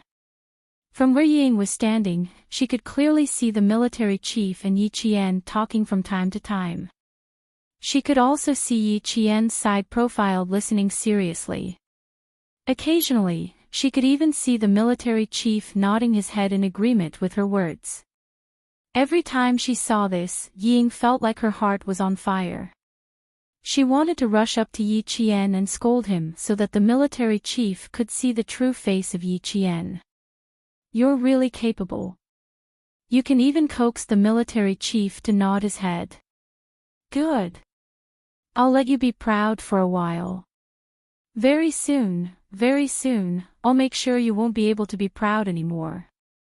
The vicious gaze that burst out seemed to condense into a substance. The gaze was so strong and had a strong sense of existence that Yi Qian could not help but turn her head and catch it with her sharp eyes. It was too easy for Yi Qian to find Ying. Everyone's eyes were focused on the stage. Only Ying, who was sitting in the 4th row from the back, was staring at her. Chapter 2153. So it was Ying. She finally figured out who was staring at her from behind. She didn't expect that Yi Qian, who dared to be distracted while accompanying the chief, would suddenly look over and see her accurately. Ying was so flustered that she choked on her own saliva, but she didn't dare to cough. It was so uncomfortable that her cheeks turned red. In her panic, she looked away for less than a second. She suddenly realized that she looked very embarrassed and made Yi Qian laugh at her. She couldn't help but stare at him again. She tried to raise her aura, trying to force Yi Qian to panic with her gaze. Unfortunately, everything she did was a joke in Yi Qian's eyes. It only made the corners of Yi Qian's mouth curl up into a faint sneer before he withdrew his gaze in an unhurried manner. Her cold smile made Ying so angry that she felt like her chest was about to explode. She clenched her teeth and squeezed out Yi Qian's name from between her teeth. "Yi Qian. Just you wait." She grabbed her knees with both hands and dug her nails into them until they turned red. In the magnificent performance hall, the Beijing government troops' outstanding troupe presented a wonderful and morale-boosting performance. The applause from the audience told the troupe on the stage how successful their performance was. Madame Li looked at the time. It was 4:00 in the afternoon, less than an hour before the performance ended. She tidied up the things on her desk and said to her secretary, "I'm leaving early. If there's anything, feel free to contact me. Also, inform the R&D department to postpone tomorrow's morning meeting to the afternoon." She almost forgot that her daughter was going back to the army tomorrow morning. She promised to send her off. "Yes, Chairman." The secretary nodded and wrote down the time of the meeting in her notebook so that she wouldn't forget. A man in his 40s, who was dressed in a suit and leather shoes, came in. He was Madame Li's senior assistant. When she wasn't in the company, her assistant could handle many company matters for her. Chairman Li, there's a package from Nan Province. The postal workers said that the sender needs to hand it to you as soon as possible. Do you want to? Madame Li, who was rushing to the performance venue, picked up a black, low-key leather handbag and put on the coat handed to her by her secretary. She said calmly, "Take a look at what it is first, then call me. I have something to do, so I'm leaving early." "Yes, Mr. Li." The senior assistant handed the scarf to Mrs. Li. The secretary opened the office door, and he quickly pressed the elevator button. He didn't return to his office with the package until the elevator door was completely closed. When he arrived at his office, he opened the package and saw that it was a videotape instead of a document. It was inconvenient for him to watch it immediately, so he put it aside for the time being and dealt with the other work at hand. At 5:00 sharp, the performance ended on time. All the performing soldiers stood neatly on the stage. 6 representatives stood at the front and shook hands with the military leaders. After the various military leaders left, the soldiers in the hall also left in an orderly manner. The leaders of the military academy were instructing Yi Qian and the others to meet with Commander-in-Chief Xia alone. They had to be steady and calm even if Mount Tai were to collapse in front of them. They were not to be timid and not to have any military bearing. After giving a few more instructions, the leaders of the military academy left with ease, chatting and laughing with the leaders of the other military academies. Yi Qian, on the other hand, was led by the guards to look for Commander-in-Chief Xia. Your University of Science and Technology has always been at the forefront of all the military schools. You're only in your first year and you're already so outstanding that you've even been summoned by the Commander-in-Chief. Another talent. Chapter 2154. No, you are flattering me. Come, let's talk outside, the leader replied with a smile.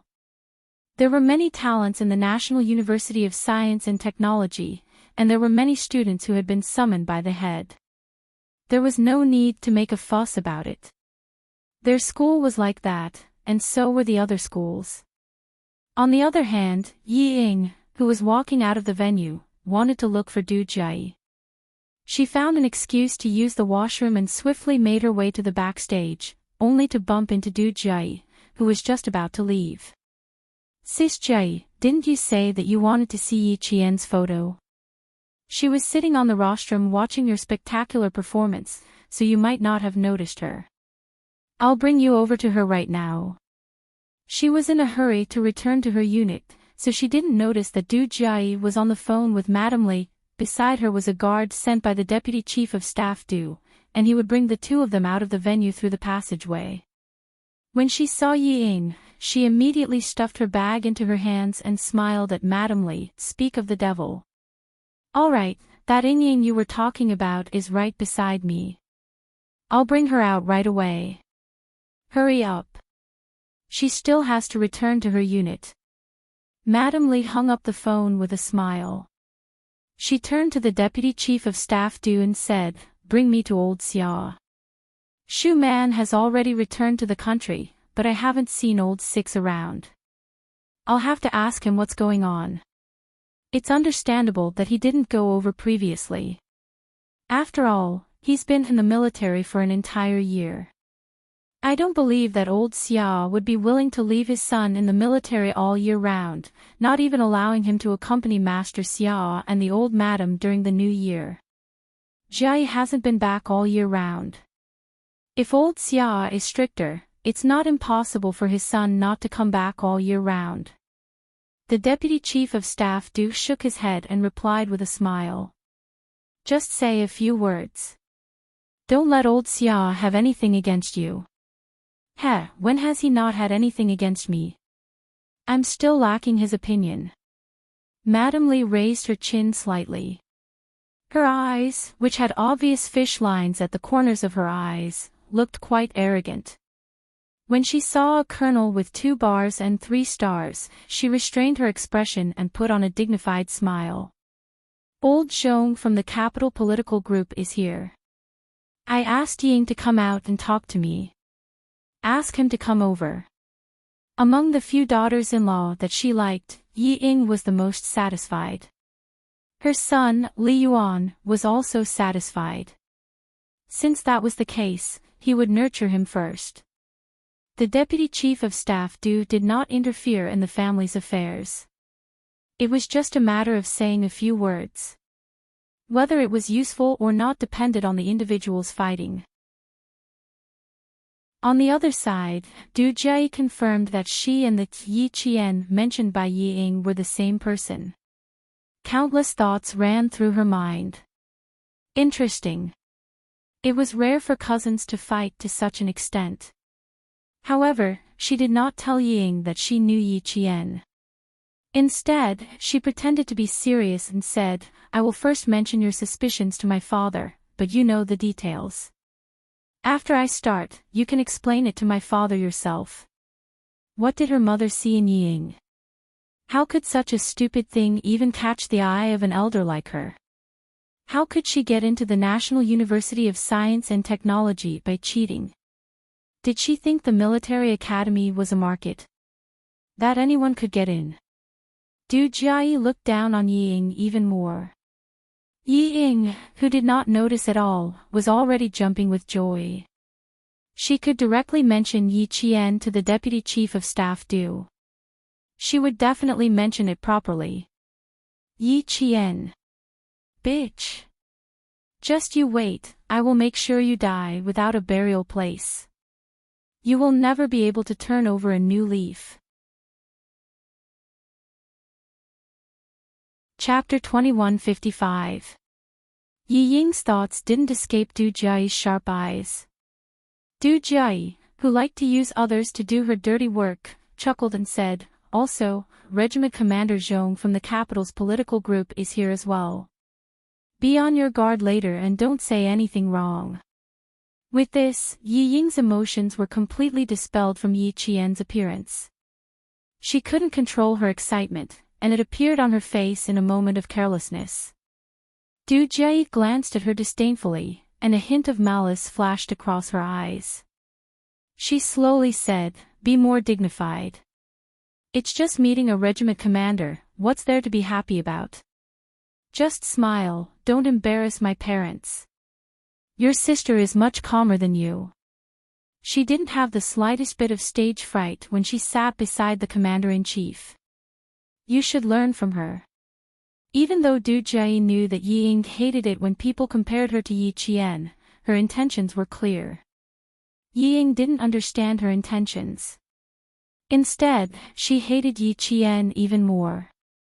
Why is it that no matter where I go, I have to hear people comparing me to Yi Qian? Why is everyone telling me to learn from Yi Qian?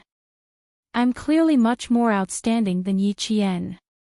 Yi Ying clenched her teeth and sighed softly. Indeed, she has always been bold. There's nothing she doesn't dare to do. I can't do it. I don't dare to do bad things, and I'm nervous when I encounter good things. She's a coward. Ha, I didn't see it. Du Jie scoffed coldly. It was hard to tell if Yi Ying had caught the deeper meaning behind her words, but her face stiffened for a moment before she replied awkwardly, it's not that I'm a coward, I'm just a little nervous. I'll have to trouble Sis Jie to remind me later on. There's no need for me to remind you. Just learn from your cousin, Yi Qian. There are so many good teaching materials out there, so why are you looking so far ahead? Even if Du Jie was being sarcastic, she was still able to maintain her politeness.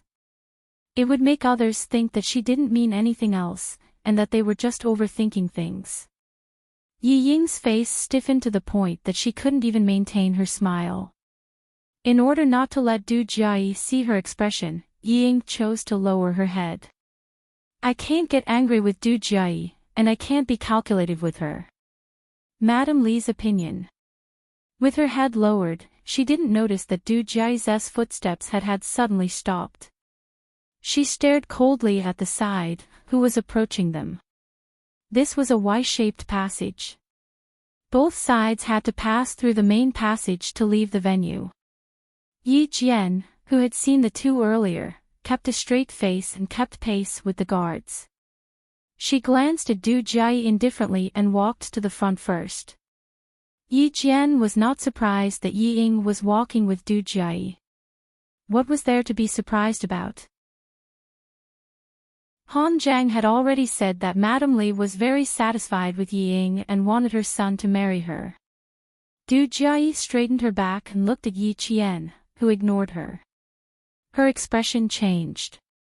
What an arrogant and conceited military academy student. She didn't even smile when she saw that he chose to ignore her.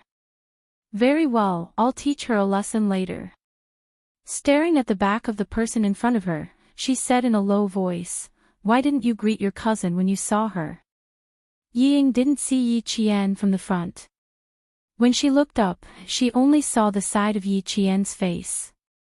It was calm, and filled with an aura that made her not dare to look directly at him.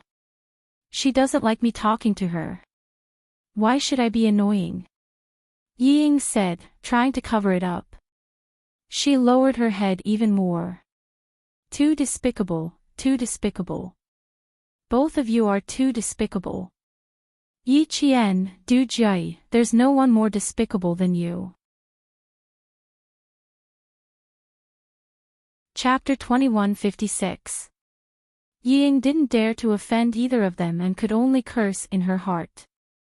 She lowered her head and cursed in her heart with every step she took. She didn't want to run into Yi Qian at all. She didn't want Yi Qian to be standing not far away when she was talking to the Deputy Chief of Staff Du. Thinking of this, Yi Ying couldn't help but slow down. Du Jia was the opposite. She didn't like the two sisters. Discord. Great. Let them disgust each other. She could just stand aside and watch. She had to let Madame Li see her and let her know how hypocritical her daughter-in-law was. Her words were so disgusting that it made people vomit. Yi Ying wanted to leave a little later, but Du Jia didn't give her a chance. She urged, "Walk faster. Do you want my parents and Colonel Zhong to wait for you? My mother hates waiting for people. Don't make my mother angry." All the words were not as lethal as this sentence. Yi Ying could only grit her teeth and catch up. She couldn't worry about this and that. How could Yi Qian be next to her when she was talking? Her luck couldn't be that bad. If she was really next to her, she could just not say anything.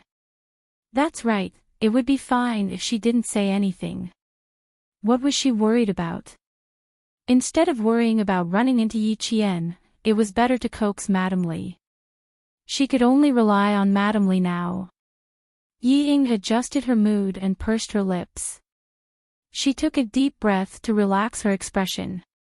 She showed Madame Li's favorite obedient smile and walked out of the passageway.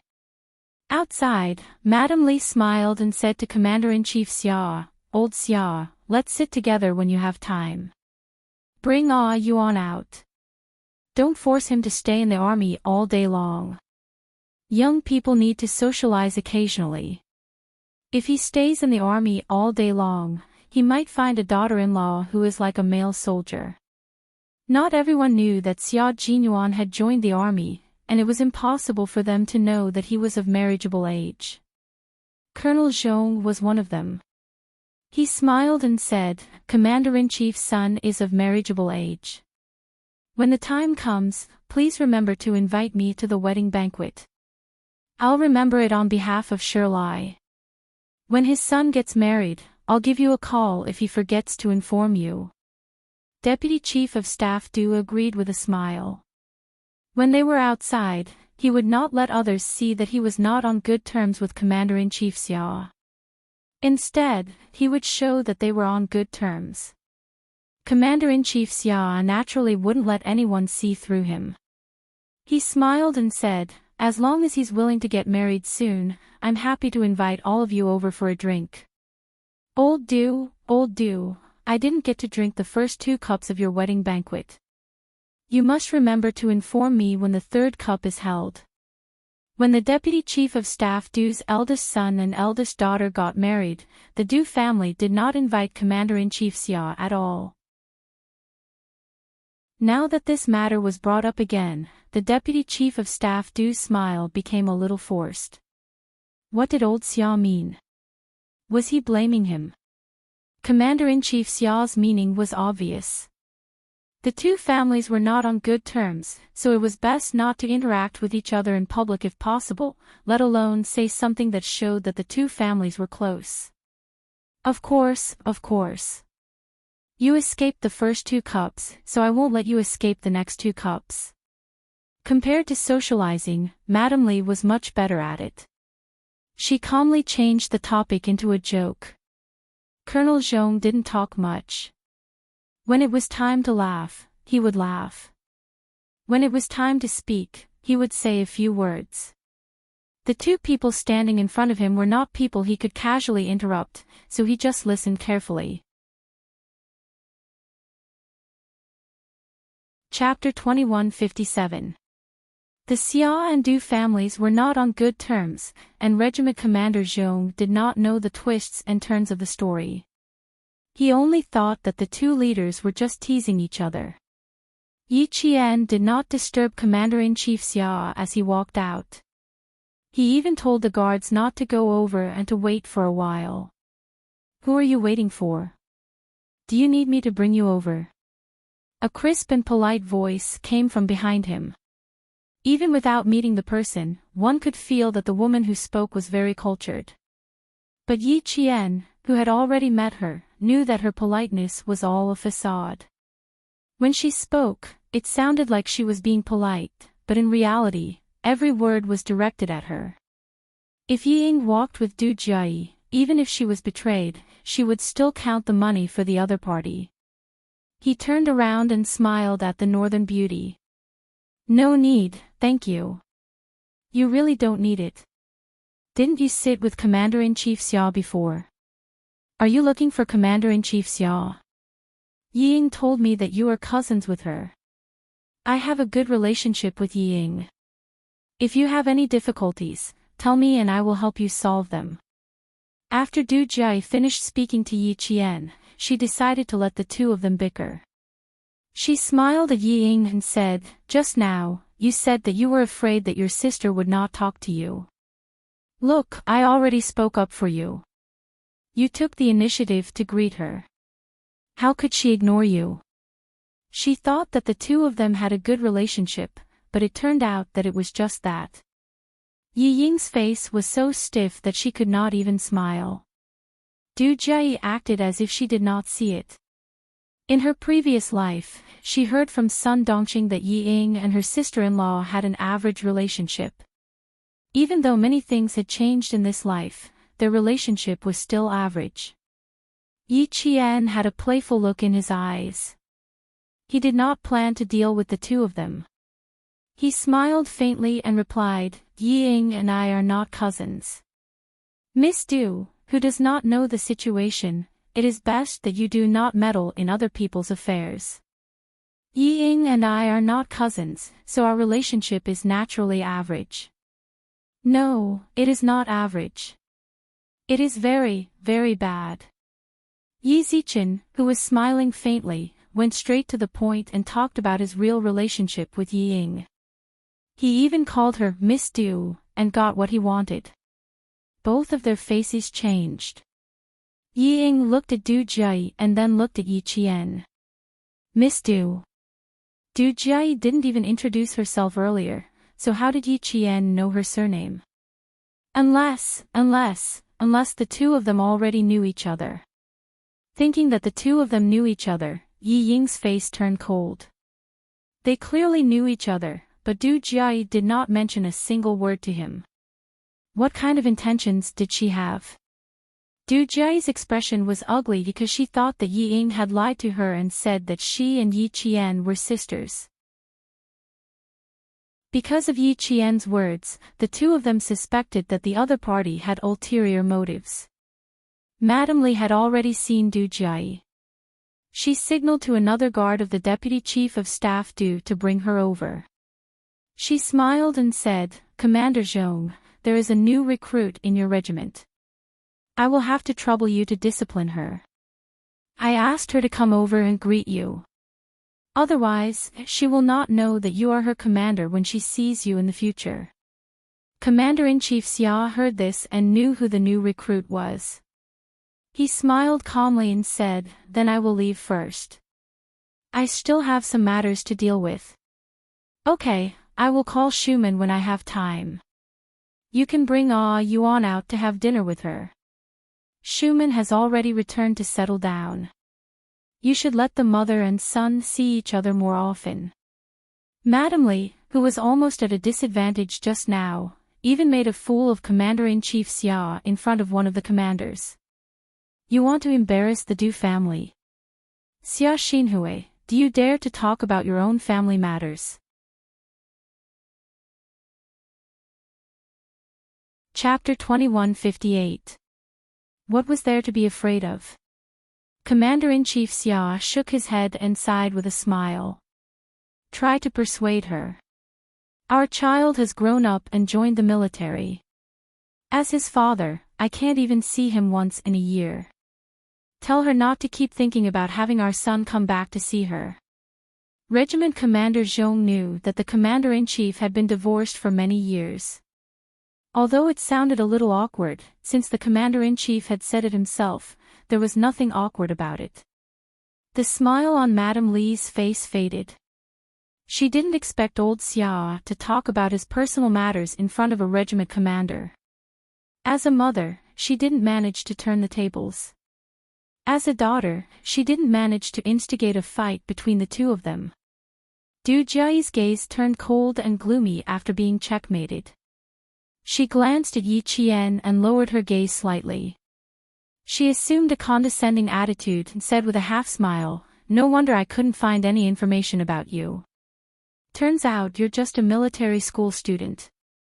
Military school students don't sit properly in the classroom. Instead, they run around.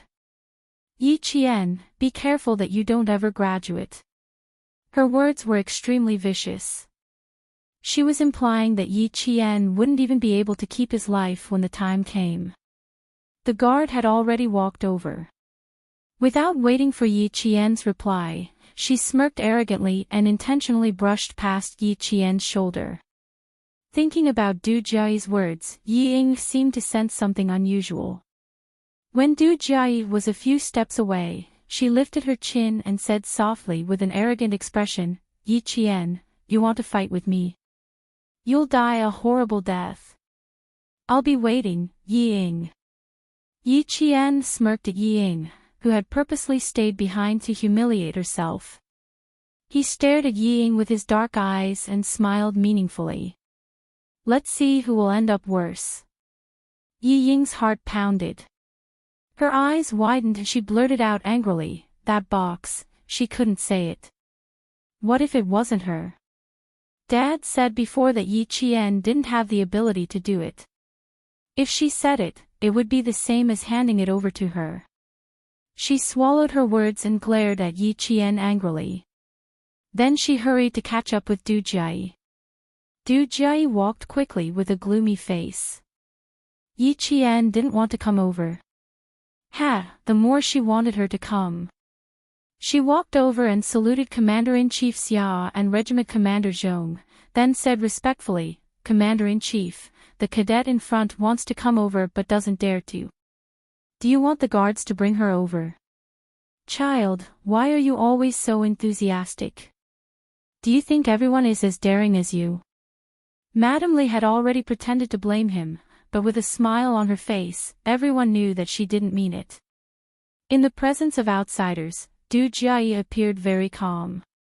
She smiled appropriately and explained seriously, "Mom, you've misunderstood me. Ying told me that the cadet was her sister, so I went over to greet her. But..."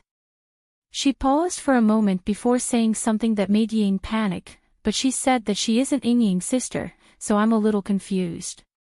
Why don't you get Ying to call Yi Qian over and ask him? They're both surnamed Yi, and Ying is so obedient. She wouldn't say such things, right?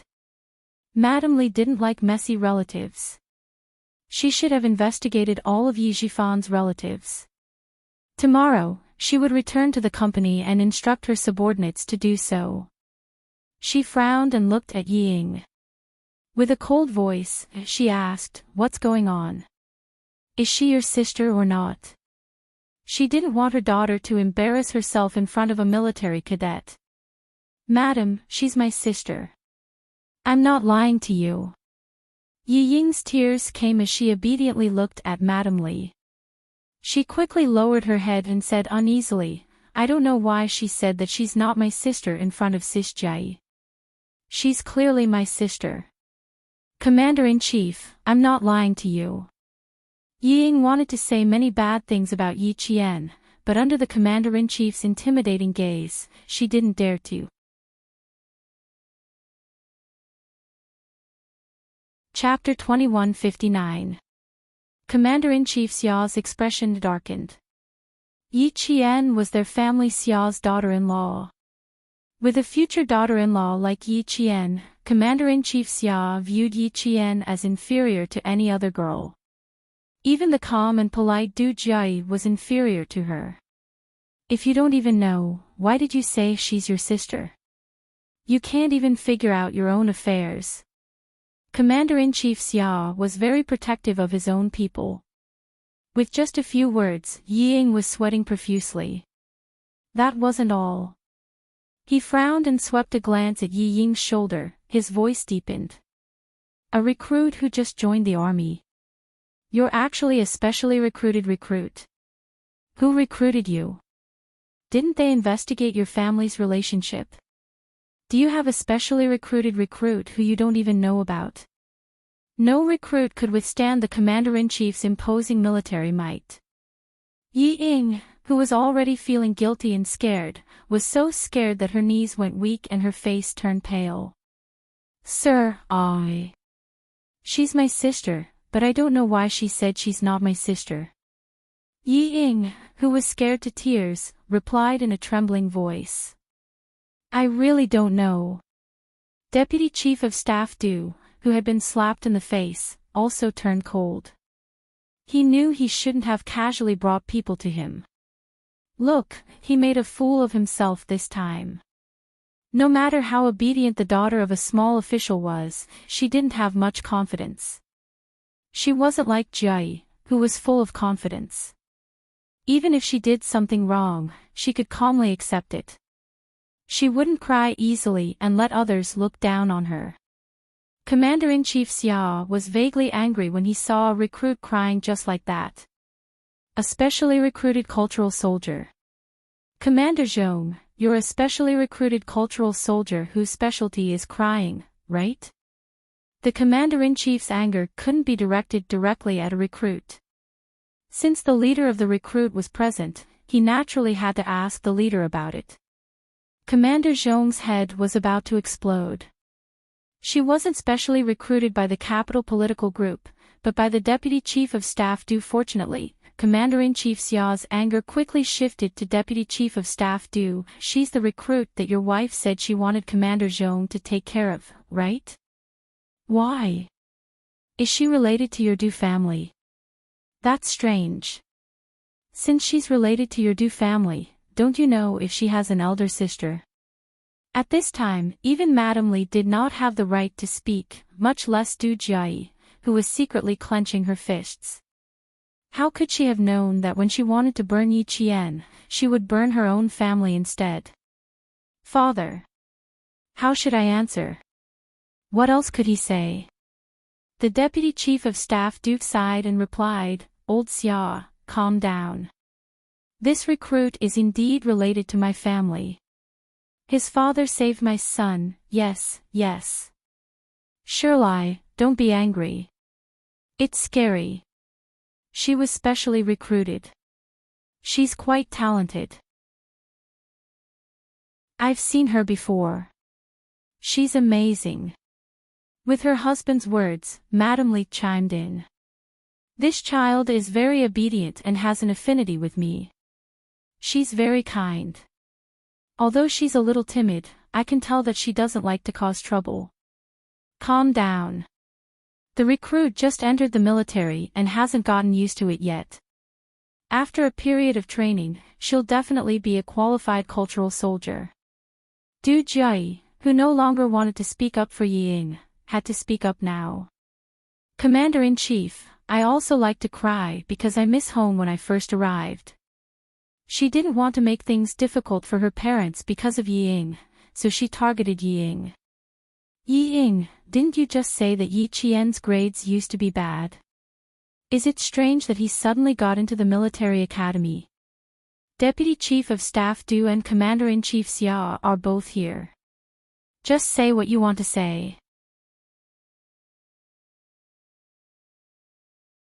Chapter 2160. As soon as she said that, Commander-in-Chief Xia's face turned frosty. He swept a glance at Du Jie before his gaze landed on Ying. He growled, "How dare you!" His imposing aura made everyone's expression change. Ying, whose face was as white as a sheet, swayed and almost fainted. In front of Deputy Chief of Staff Du and Commander-in-Chief Xia. She directly said that she suspected Yi Qian of cheating in the military academy. Du Jie. Do you want her to die? At this moment, Ying wanted to pounce on Du Jie and tear her mouth apart. Du Jie couldn't care less. How could a person who was slapped in the face by her parents deserve to bask in the glory of the Du family? Obedient. Docile. It was all fake. She had gotten into trouble before she even entered the Du family. Wouldn't it be even more chaotic after she entered the Du family? It was better to get rid of the root of the problem as soon as possible. She didn't want to continue lying to her mother. In terms of ruthlessness, Du Jie was dozens of times better than Ying. Previously, she had wanted to slowly persuade Mrs. Li to give up, but after what happened just now, she immediately made up her mind to cut off Yi Ying's relationship with the Du family. Did she think that entering the military academy was child's play? Was the college entrance examination child's play? Could one get in by cheating? Pig brain. If it was child's play, who knew how many cadets in the country could get into the military academy by cheating? Du Jie, back off. Mrs. Li was angry. She had just said that she liked Ying, but her daughter jumped out and said something indecent. Xia Xinhui didn't know what to say now. She said that she was blind. She said that she mistook fish eyes for pearls and that she was old and muddle-headed. The phone in the bag kept vibrating. Someone kept calling Mrs. Li, but because of Du Jie's random interruptions, Mrs. Li didn't have time to answer the phone. The assistant who called her was so anxious that beads of sweat were dripping down his forehead. He kept calling the driver to drive faster and faster. The driver glanced at the dashboard and stepped on the accelerator a little more. He was already going as fast as he could. If he went any faster, he would be driving at highway speed. The assistant, who had called several times but failed to get through, looked extremely anxious. He was so anxious that his sweat had already soaked his shirt collar. He had to find Director Li as soon as possible. He had already been delayed for more than an hour. If he didn't find Director Li as soon as possible, with her temper, even if he didn't die, he would be skinned alive. It was about the reputation of the Du family and the face of Mrs. Li. The anxious senior assistant began to beg in his heart. How could he have known that the main character of the videotape was actually Ying, who had appeared at Miss Jie's birthday banquet yesterday?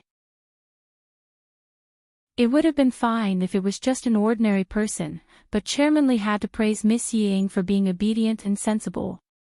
She liked her very much, and her words and actions made people feel that Chairman Li treated Miss Ying as her daughter-in-law. Now, the daughter-in-law whom Chairman Lee thought to be obedient and sensible had such a messy private life. Wasn't this a huge slap to Chairman Lee's face? At this moment, Mrs. Lee really didn't know that her assistant was so anxious that he wished he could grow a pair of clairvoyant eyes and ears to report the situation to her. Looking at the stammering Ying, Mrs. Lee shot a glance at Du Jia, warning her not to cause any more trouble with her gaze. Then, she turned to Commander-in-Chief Xia and said, "Old Xia, Mom, your phone has been ringing for a long time. It must be something urgent. You should answer it first." Du Jia interrupted. She wanted to break Yi Ying's heart, so she wouldn't give up just because of her mother's gaze.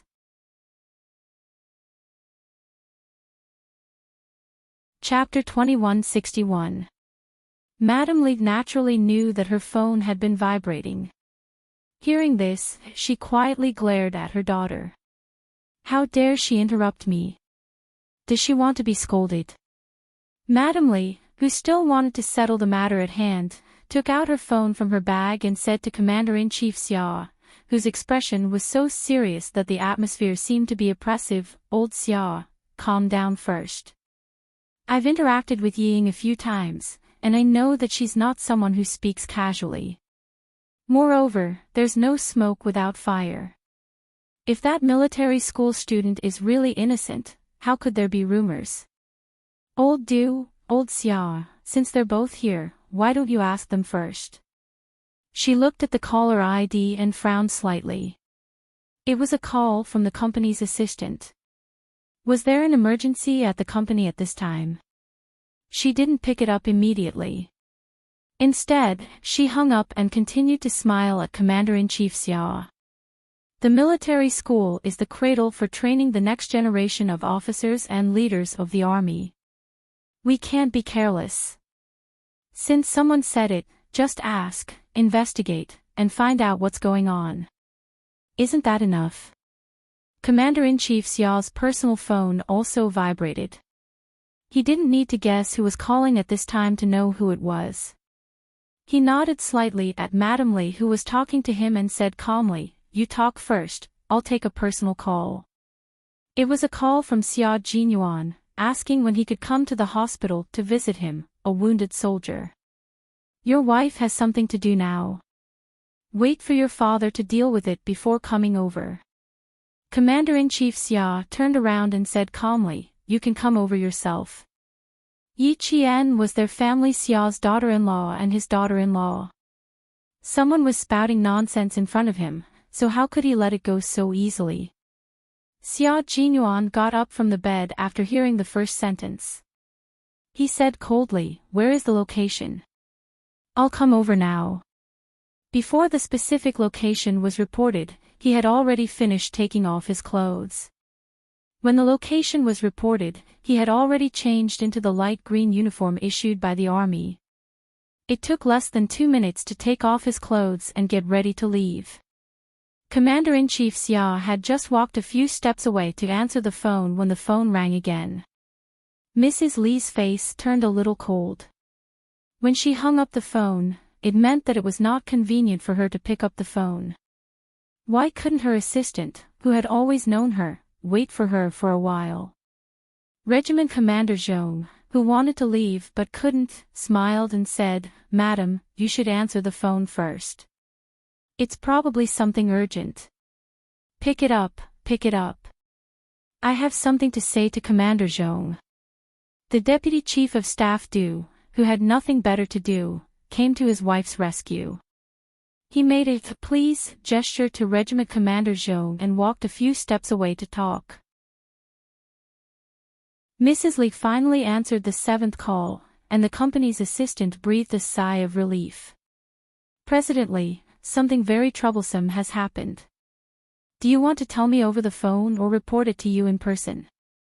The anxious assistant had a high level of professionalism. No matter how anxious he was, he still spoke steadily. It was naturally inconvenient to talk over the phone. Mrs. Lee looked at the phone and said calmly, "Come and report to me. I am now at 49 Renmin South Road. How long will it take for you to arrive?" Her smile made it impossible to tell what she had heard. She thought it was some trivial work report. The assistant knew that she was angry when he heard her voice, but what could he do?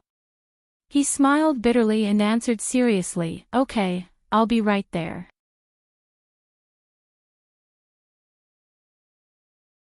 Chapter 2162. Mrs. Lee answered and ended the call in less than a minute.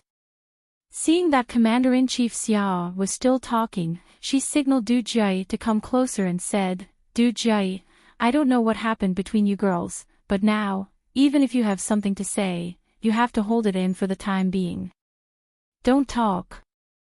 Let Ying Ying talk." She had to solve Yi Ying's problem first. Otherwise, Xia Xinhui would see her as a joke. She praised Yi Ying for being sensible, well-behaved, and kind in front of Xia Xinhui, but in the end, her good daughter jumped out to undermine her. How could this be? Fortunately, although Xia Xinhui was rigid, he had always been very gentlemanly. As the commander-in-chief, he couldn't directly embarrass a recruit. Fortunately, he had such an identity. Even if he was really angry, he had to suppress it in order to not lose his composure as the commander-in-chief. Du Jie didn't listen to Mrs. Lee's words. Her eyes moved slightly, and then she held her arm and said coquettishly, "Mom, we really have something to do. You and Dad talk to the commander-in-chief for a while, and I will say a few words to Ying Ying." Seeing that Mrs. Lee was about to scold her again, Du Jie quickly said, don't worry, I know what to do. You talk first, I will say a few words to Ying Ying." "What do you know?" Mrs. Lee didn't believe that Jie was a little strange today. She knew her daughter very well. She knew that no matter how much she hated someone, she would not embarrass them in front of them. So far, only Yi Ying could embarrass her daughter in front of them. Mrs. Lee then said, "If you embarrass Ying Ying like you did just now, you will also embarrass me, do you hear me?" If she continued to embarrass Yi Ying, it would not be Yi Ying who would be embarrassed, but her. Du Jie, who was angry in her heart, didn't understand the meaning of Mrs. Lee's words. Instead, she felt that her mother was always protecting outsiders she didn't like. Ha! Her mother, who had always been so powerful that even demons and ghosts didn't dare to do anything, still thought that Yi Ying was well behaved. In order to not let Yi Ying continue to lie to her family, she had to expose her true colors. With cold eyes, Du Jie pretended to be sad and sighed, "Mom, how can I make things difficult for Ying Ying? It's good enough that Ying Ying doesn't make things difficult for me." Du Jie knew exactly how Yi Ying felt. That was why she said that on purpose. "You're jealous of Yi Qian, and you don't have the ability to deal with Yi Qian. You actually thought of pushing Du Jie out. Ha, do you really think I don't know what you're thinking? Yi Ying, oh Yi Ying, do you think Du Jie is a fool?" Yi Ying didn't know that Du Jie had seen through her thoughts. She wanted to build a good relationship with Du Jie and then talk bad about Yi Qian. She wanted to make Du Jie hate Yi Qian. When the time came, she would add fuel to the fire and use Du Jie as a knife in her hand. Wherever she wanted to stab Yi Qian, this knife would stab there. Unfortunately, even though she was smart, she couldn't compare to Du Jie, who could silently harm people in her teens. Not only did Yi Ying's intelligence drop, but she also couldn't compare to Du Jie when it came to using others to do her dirty work. Yi Ying wanted to use Du Jie as a tool. On the surface, Du Jie pretended not to know anything. But in reality, she saw everything and remembered it in her heart. Madame Lee, who knew her daughter well, had a serious look in her eyes. Then, she sighed, "Jie, Ying Ying has her own difficulties. You're her elder sister, so you should bear more responsibility. Alright, you two can go to the side and talk." Even though Madame Lee nodded, Du Jie was still angry. Chapter 2163. How dare you protect such a small thing? When her true colors are exposed, let's see where you can hide your face. Du Jie was so angry that her face turned green. When she saw Yi Ying trembling all over, her mood improved a little. How dare you use Du Jie as a tool? Yi Ying, oh Yi Ying, you're really looking for death. Since you have the guts, I'll play with you. Did you think that things would end so easily? No, it really didn't. Both sisters were so annoying. How could she miss such a big show? One was a hypocrite, the other liked to show off. They better not disappoint Du Jie during the performance later.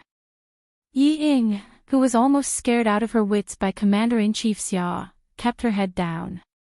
She did not notice Du Jie approaching her until she suddenly felt a hand on her shoulder. She was so scared that she jerked her head up. She saw Du Jie's enlarged face looking at her with a gentle gaze. She heard her say softly, "Let's go, Ying Ying. Let's talk over there. Let my parents talk to the Commander-in-Chief first." Yi Ying was just about to leave. She thought that Du Jie was going to harm her. When she heard Du Jie's words, she quickly raised her hand to wipe away the tears on her face.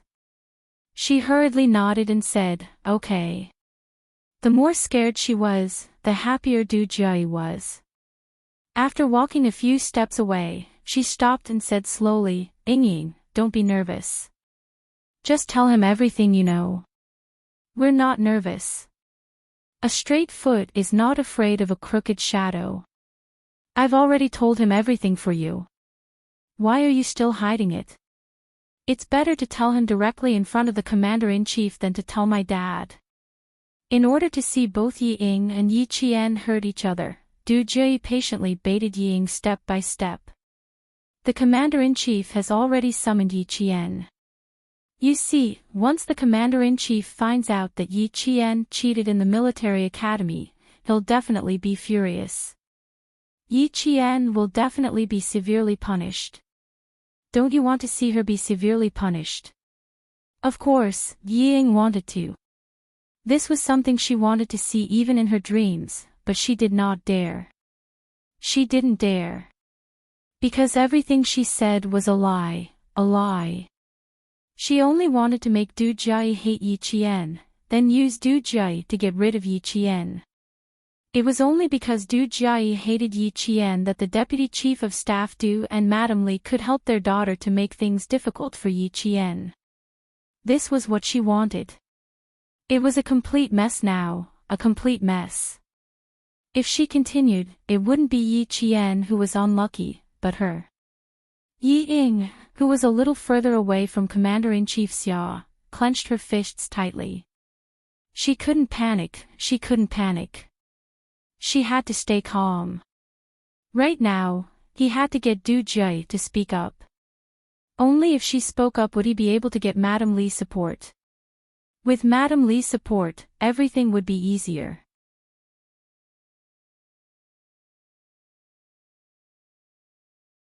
Chapter 2164. Du Jie, who was able to silently frame her best friend when she was in her teens, was the best at deceiving people. She wanted to deceive Yi Ying, so she even pretended to be very sincere and looked as if she was thinking for Yi Ying. Or are you afraid that if you say it out loud, people will threaten you? Don't worry, my dad and Commander-in-Chief Xia are all here. Look, Regiment Commander Zhong of your Beijing government regiment is also here. What's there to be afraid of? Du Jie lured Yi Ying into a trap. How could Yi Ying not want Du Jie to fall for it? She bit her lower lip and said uneasily, "It's not that I don't dare, it's just that, there are too many things going on with Yi Qian. I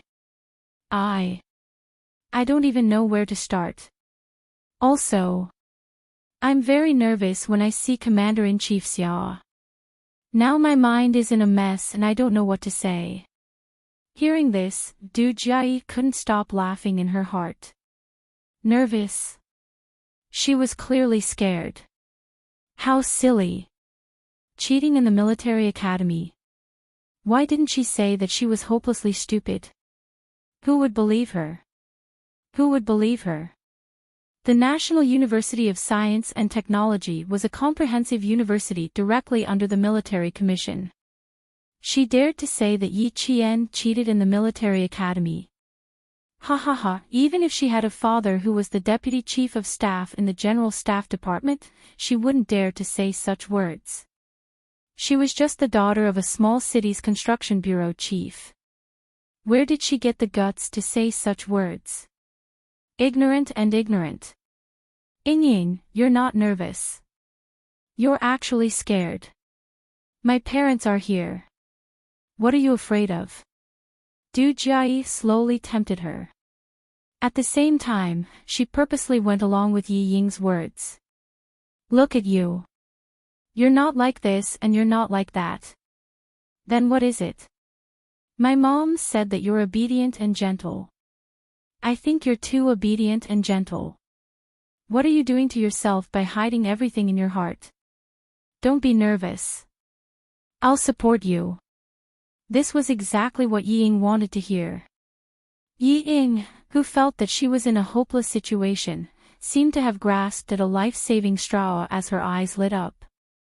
Jiayi, as long as you tell Madame Li that the deputy chief of staff also hates Yi Qian, it'll be fine. Later on, you have to support me no matter what I say.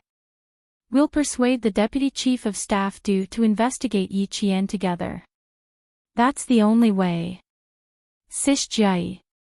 That's the only way we can force Yi Qian out of the military academy and make sure that she never wears a military uniform again. Du Jiayi's eyes widened. Ha ha ha, what did she just hear? What did she hear? Oh my God. Did she hear the biggest joke in the world?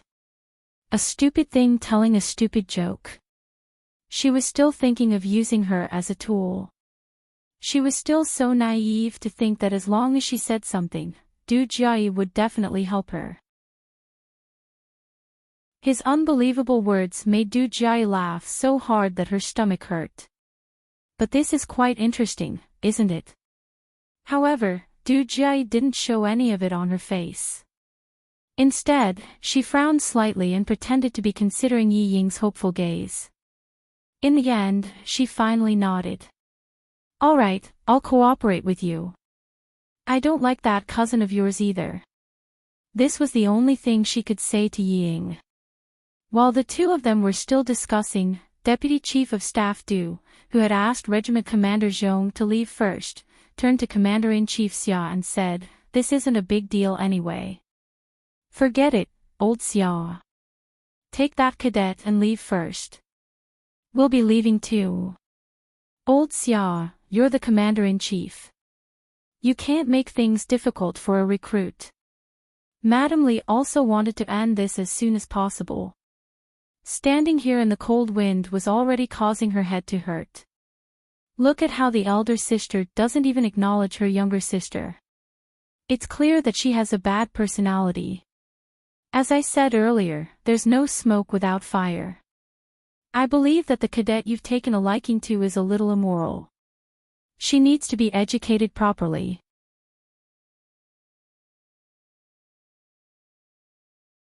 Chapter 2165. If she hadn't said that, Commander-in-Chief Xia would have dismissed the matter with a wave of his hand. But with that sentence, Commander-in-Chief Xia's eyes turned cold. As a soldier, if you can't even control your own words and actions, how can you be a soldier? Go, get Yi Qian to come over and confront her face to face. This sentence was directed at the guard. Get Yi Qian to come over and confront her face to face. The intimidating voice traveled into Yi Ying's ears, causing her pupils to constrict. She abruptly raised her head and glared at Yi Qian, who was still some distance away from her. I can't let her come over. I definitely can't let her come over. I can't let her confront me. Yi Qian, that bitch, will definitely tell me everything that happened during the college entrance exam. She will definitely tell me everything. Looking at the guard's back as he left, Yi Ying really wanted to run over and stop the guard, but she didn't dare. She didn't dare. What should I do? What should I do? What should I do? This is not how things are supposed to develop. It's not how things are supposed to develop. What should I do? What should I do? Dad, hurry and save me. Hurry and save me. She didn't want Yi Qian to come over. She also couldn't let Yi Qian come over. Yes, yes, yes. The only one who could help her was Du Jia. She was the only one. Clutching Du Jia's sleeve tightly, Yi Ying begged with tears in her eyes. She trembled as she said, Jia, please help me. I beg you, please help me. When Madame Li heard that they were going to confront her face to face, she was instantly displeased. Was Xia Xinhui not giving her an old do-any face? Fine, let's confront her then. When she was in the southern province, she had thoroughly investigated Yi Ying's character. There was nothing bad about her. Jia, bring Yi Ying over. The displeased Madame Li raised her voice. Yi Qian, who was afraid of confronting her, was so frightened that his vision turned black. No, no, no. She didn't want to go there, she didn't want to go there. Yi Ying knew very well what she had done. How would she dare to confront Yi Qian? Because she didn't dare, she wanted to use Du Jia to deal with Yi Qian. In contrast, Yi Qian was much calmer.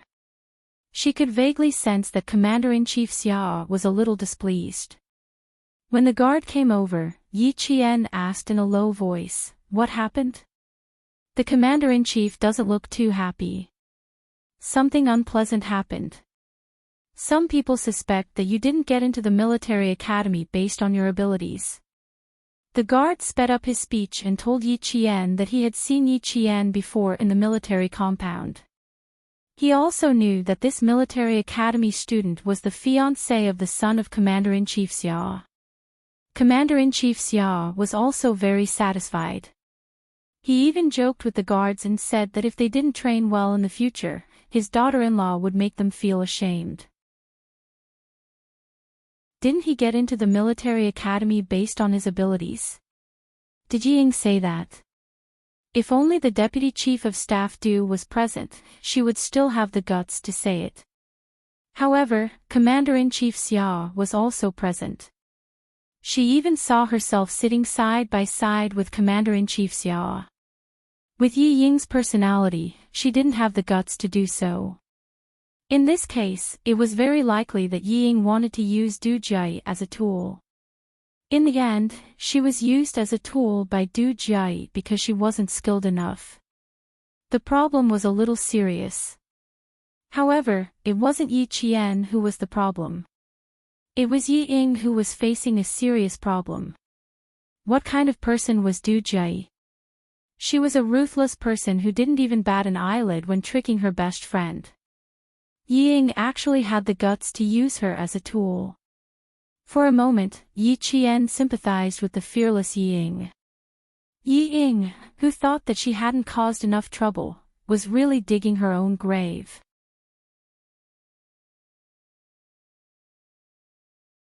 Chapter 2166. Yi Qian walked over step by step.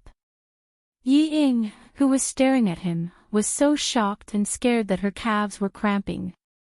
Yi Ying, whose face was pale, wanted to run away. She really wanted to leave this place. Du Jia, who seemed to have sensed Yi Ying's intention to escape, smiled brightly and hugged her shoulders tightly. "Come, let's go over. My parents and I are here. You can say whatever you want." When the two of them got closer, Madame Li tugged at Du Jia and stood between the two of them. It was not hard to see that she was protecting Yi Ying. Seeing this, Du Jia was so angry that she gritted her teeth. Du Jia saw Yi Qian walking over from the corner of her eye. She lifted her chin and quickly adjusted her expression, revealing the arrogance she had when she first met Yi Qian. Yi Qian, who was much closer, could not only sense Commander-in-Chief Xia's displeasure, but also see that his expression was very serious. It was her fault for making the commander-in-chief worry about her. The closer Yi Qian got, the paler Yi Ying's face became. In the end, even her lips were pale. Look at her. She's so cool. She looks more like a soldier than a male soldier. Ing, it's normal that you don't like her. I don't like her either. If we kick her out of the military academy and out of the army today, wouldn't that be a good ending? Du Jiayi took advantage of Madame Li's attention to Yi Qian to take a step back and stand silently beside Yi Ying. She spoke slowly and softly, drawing out Yi Ying's deepest jealousy towards Yi Qian. That's right, she was right. If they could kick this bastard Yi Qian out of the military academy and out of the army today, it would definitely be a good ending. Yi Ying's eyes were a little crazy. She wanted to stand up and expose Yi Qian's true colors. She had to stand up. Yi Qian, who didn't even look at her, walked over, stood at attention, and saluted her in a standard military salute. Before he could speak, Commander-in-Chief Xia spoke first. The Commander-in-Chief's authority was very strong. When he spoke, Yi Ying shivered and suddenly came to her senses. He then said to the Deputy Chief of Staff Old Du, since this recruit's father is the daughter of your eldest son Savior, even if I don't give face to the monk, I still have to give face to the Buddha. It's not convenient for me to say anything more. This military school student from the National University of Science and Technology was the top scorer in science last year. He was also the top student in overall physical fitness last semester. Her performance in school was outstanding, and the military academy was full of praises for her. When Xiaoya was in junior high school, she represented our country to participate in the Olympic Games in Australia and won the individual gold medal. An outstanding military school student was framed by a soldier. This matter can't be casually forgotten. As a soldier, you have to be responsible for your own words. If you have any questions now, ask Yi Qian, and then ask this recruit properly. The top scorer in science in the country, the gold medal in the Olympic Games when she was in junior high school, and the top scorer in overall physical fitness last semester. Just these three were enough to make people raise their eyebrows. At this moment, Yi Ying was most afraid of two things. 1. Confronting Yi Qian. 2. Yi Qian explaining what happened in the past. No matter which one it was, she would be the unlucky one in the end. She couldn't let the Deputy Chief of Staff ask Yi Qian personally. She would definitely tell him everything that happened in the past. Yi Ying looked at Du Jiayi for help. Du Jiayi directly ignored her. Idiot, did she really think that she would help her? Madame Li's gaze had already begun to carefully size up Yi Qian. Taking down 3 very valuable first places was indeed impressive.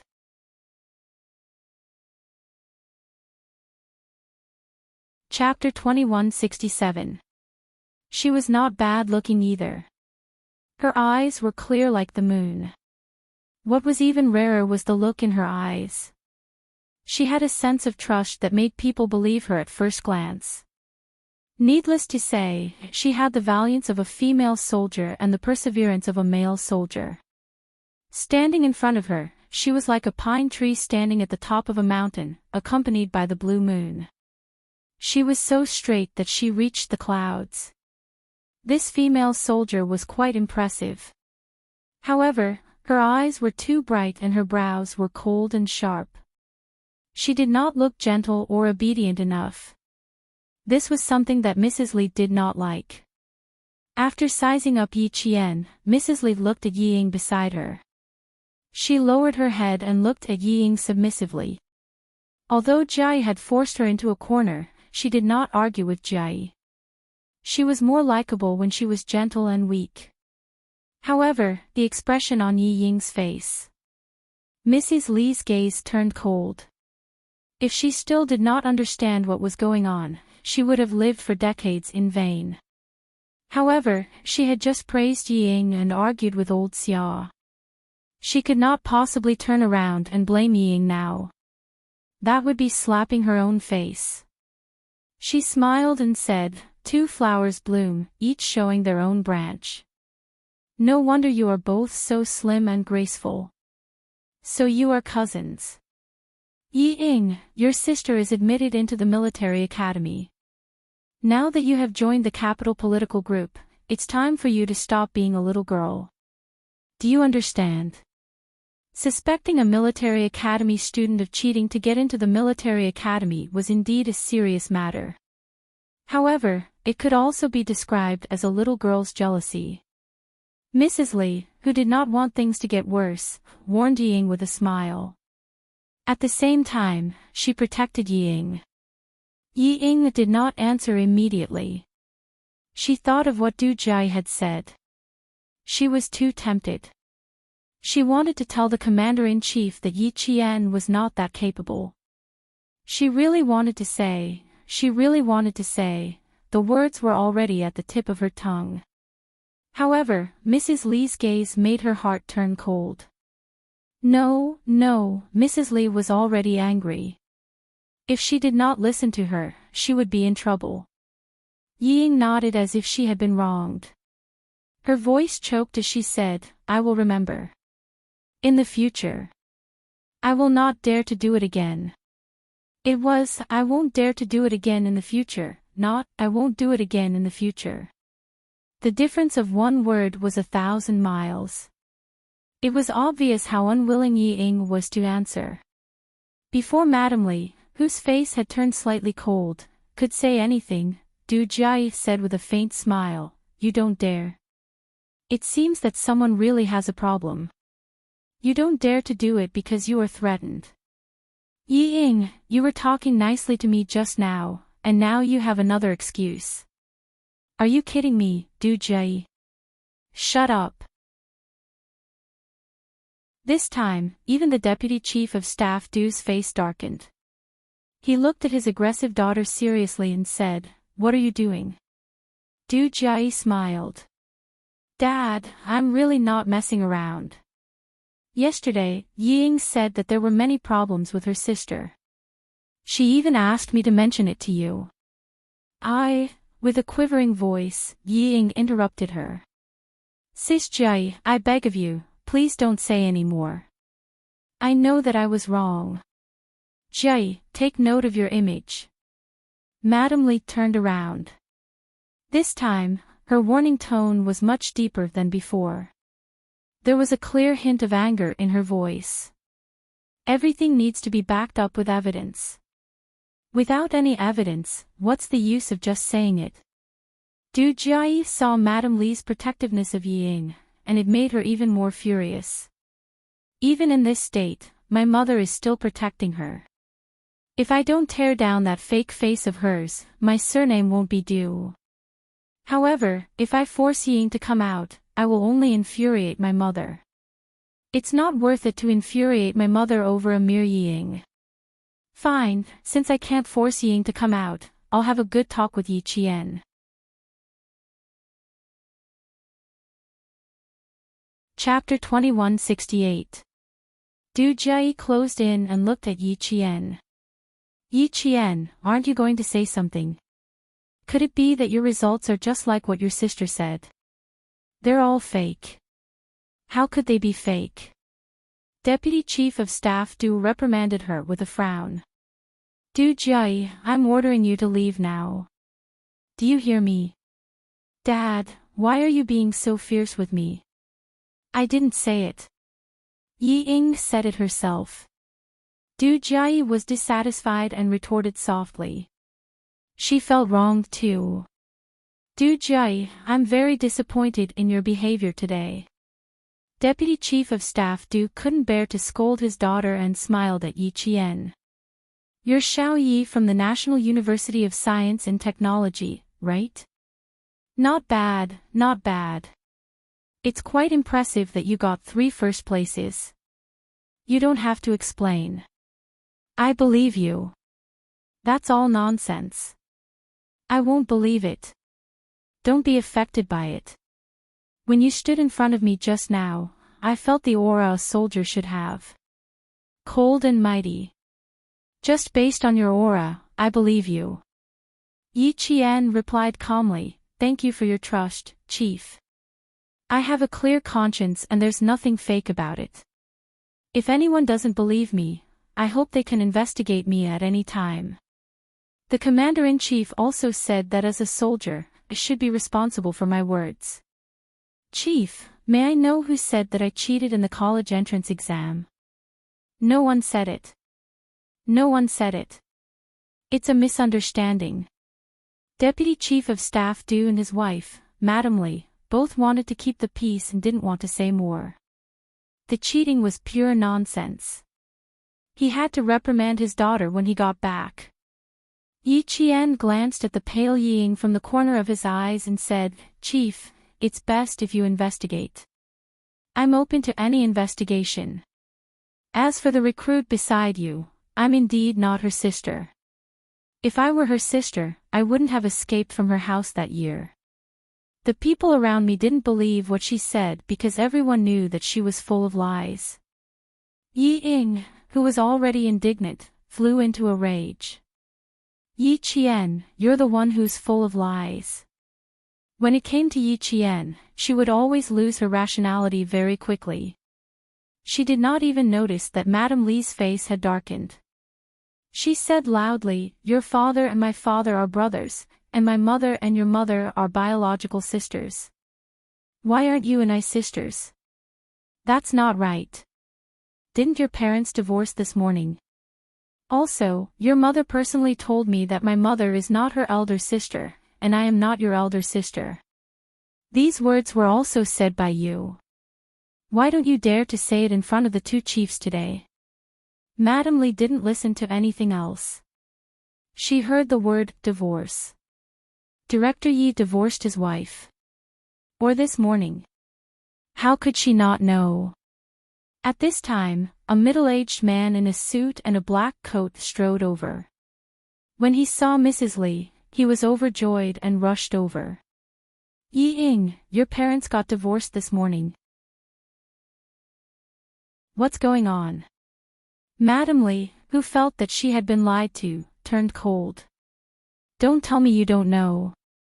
Sorry to interrupt, Director Li. I have something very urgent to report to you. The assistant risked being scolded and interrupted. He really couldn't wait a second longer. As he spoke, he even glanced at Yi Ying. Yi Ying, who was at a loss for what to do after being questioned by Madame Li, heaved a sigh of relief when she saw that Madame Li did not notice anything strange. The appearance of Tai Chi gave her a chance to think about how to answer Madame Li.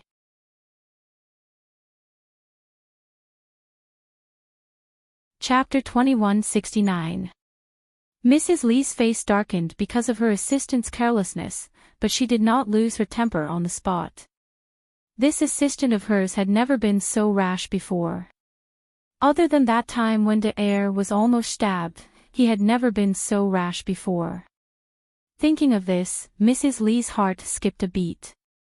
Did something happen to her eldest son again? What happened? Tell me. She said sternly. The assistant glanced at Yi Ying again and said softly, Director Li, it's more convenient for us to talk over there. Deputy Chief of Staff Du was also surprised by the news from Yi Qian. Director Yi divorced his wife. How was that possible? When they had dinner the night before, he was talking about how his wife did not accompany him to the capital because of health reasons. How did they suddenly get divorced? He did not know, and neither did his wife. Knowing his wife's temper, he quickly said, Qinglan, we are talking about the army now. It's not convenient for you to listen. Go with Yilin to deal with the company's affairs first. Okay. Mrs. Li nodded with a sullen face. When she looked at Yi Ying, she was a little cold. Yi Ying, come back later. I have something to ask you. Yi Ying's chest heaved up and down. She tried hard to calm herself down and nodded obediently. Okay, you deal with your affairs first. I'll wait for you. She was afraid that Mrs. Li would say something she was afraid of, so she nervously added, You don't know, Yi Qian loved to set me up since I was a child. He always pushed the blame to me when he did something wrong. Think about it, a person who even dared to cheat in the college entrance examination. What else does she not dare to do? In order to make Mrs. Li believe her, Yi Ying did not know that her words had made Commander-in-Chief Xiao's impression of her even worse. She was full of nonsense and immoral. He should have stopped such a person from joining the army at that time. Very well, she would wear the uniform today and be kicked out of the army tonight. Commander-in-Chief Xia turned his head and whispered to the guard beside him. You really don't know? Mrs. Li asked again with a sharp look. Yi Ying, I want to hear the truth. Yi Ying shook her head firmly and replied gently as usual, Madam, I don't dare to lie to you. I really don't know anything. As she spoke, tears came out again. You know me. How can I lie to you? I'll call my mom right now. I'll call her right now. After staring at her for a while, Mrs. Li's face finally softened a little. She nodded and said, Okay, I'll believe you this time. Call him now and ask what's going on. The senior assistant, who was waiting by the side, secretly gave Yi Ying a take care of yourself look and respectfully followed Mrs. Li a few meters away. Just as she turned around, the frightened Yi Ying couldn't help but close her eyes and raise her hand to her chest to calm herself down. Fortunately, the middle-aged man appeared in time. Otherwise, she really didn't know how to answer. She knew that her luck wouldn't be bad. She was so nervous that she didn't know what to do, but someone immediately appeared to help her out. After taking several deep breaths in a row, Yi Ying's heart, which was beating wildly because of Mrs. Li's questioning, finally calmed down a little. Du Jiayi, who was surprised by the sudden good news, saw that Yi Ying hadn't made a phone call yet. She said coldly, Yi Ying, why don't you call and ask? Is what your sister said true? Yi Ying, who still had her eyes closed, suddenly heard her voice. She was so scared that she quickly opened her eyes and felt in her pocket. After a while, she remembered that she had given her mobile phone to the army. You're tuning into the LoveLore Library YouTube channel. We're so grateful for your support and don't forget to subscribe to join us on this incredible journey through captivating stories. Your generosity through donations truly makes a world of difference, as it's the primary source of revenue that allows me to expand and enhance this channel for you. Thank you from the bottom of my heart for being a part of this adventure.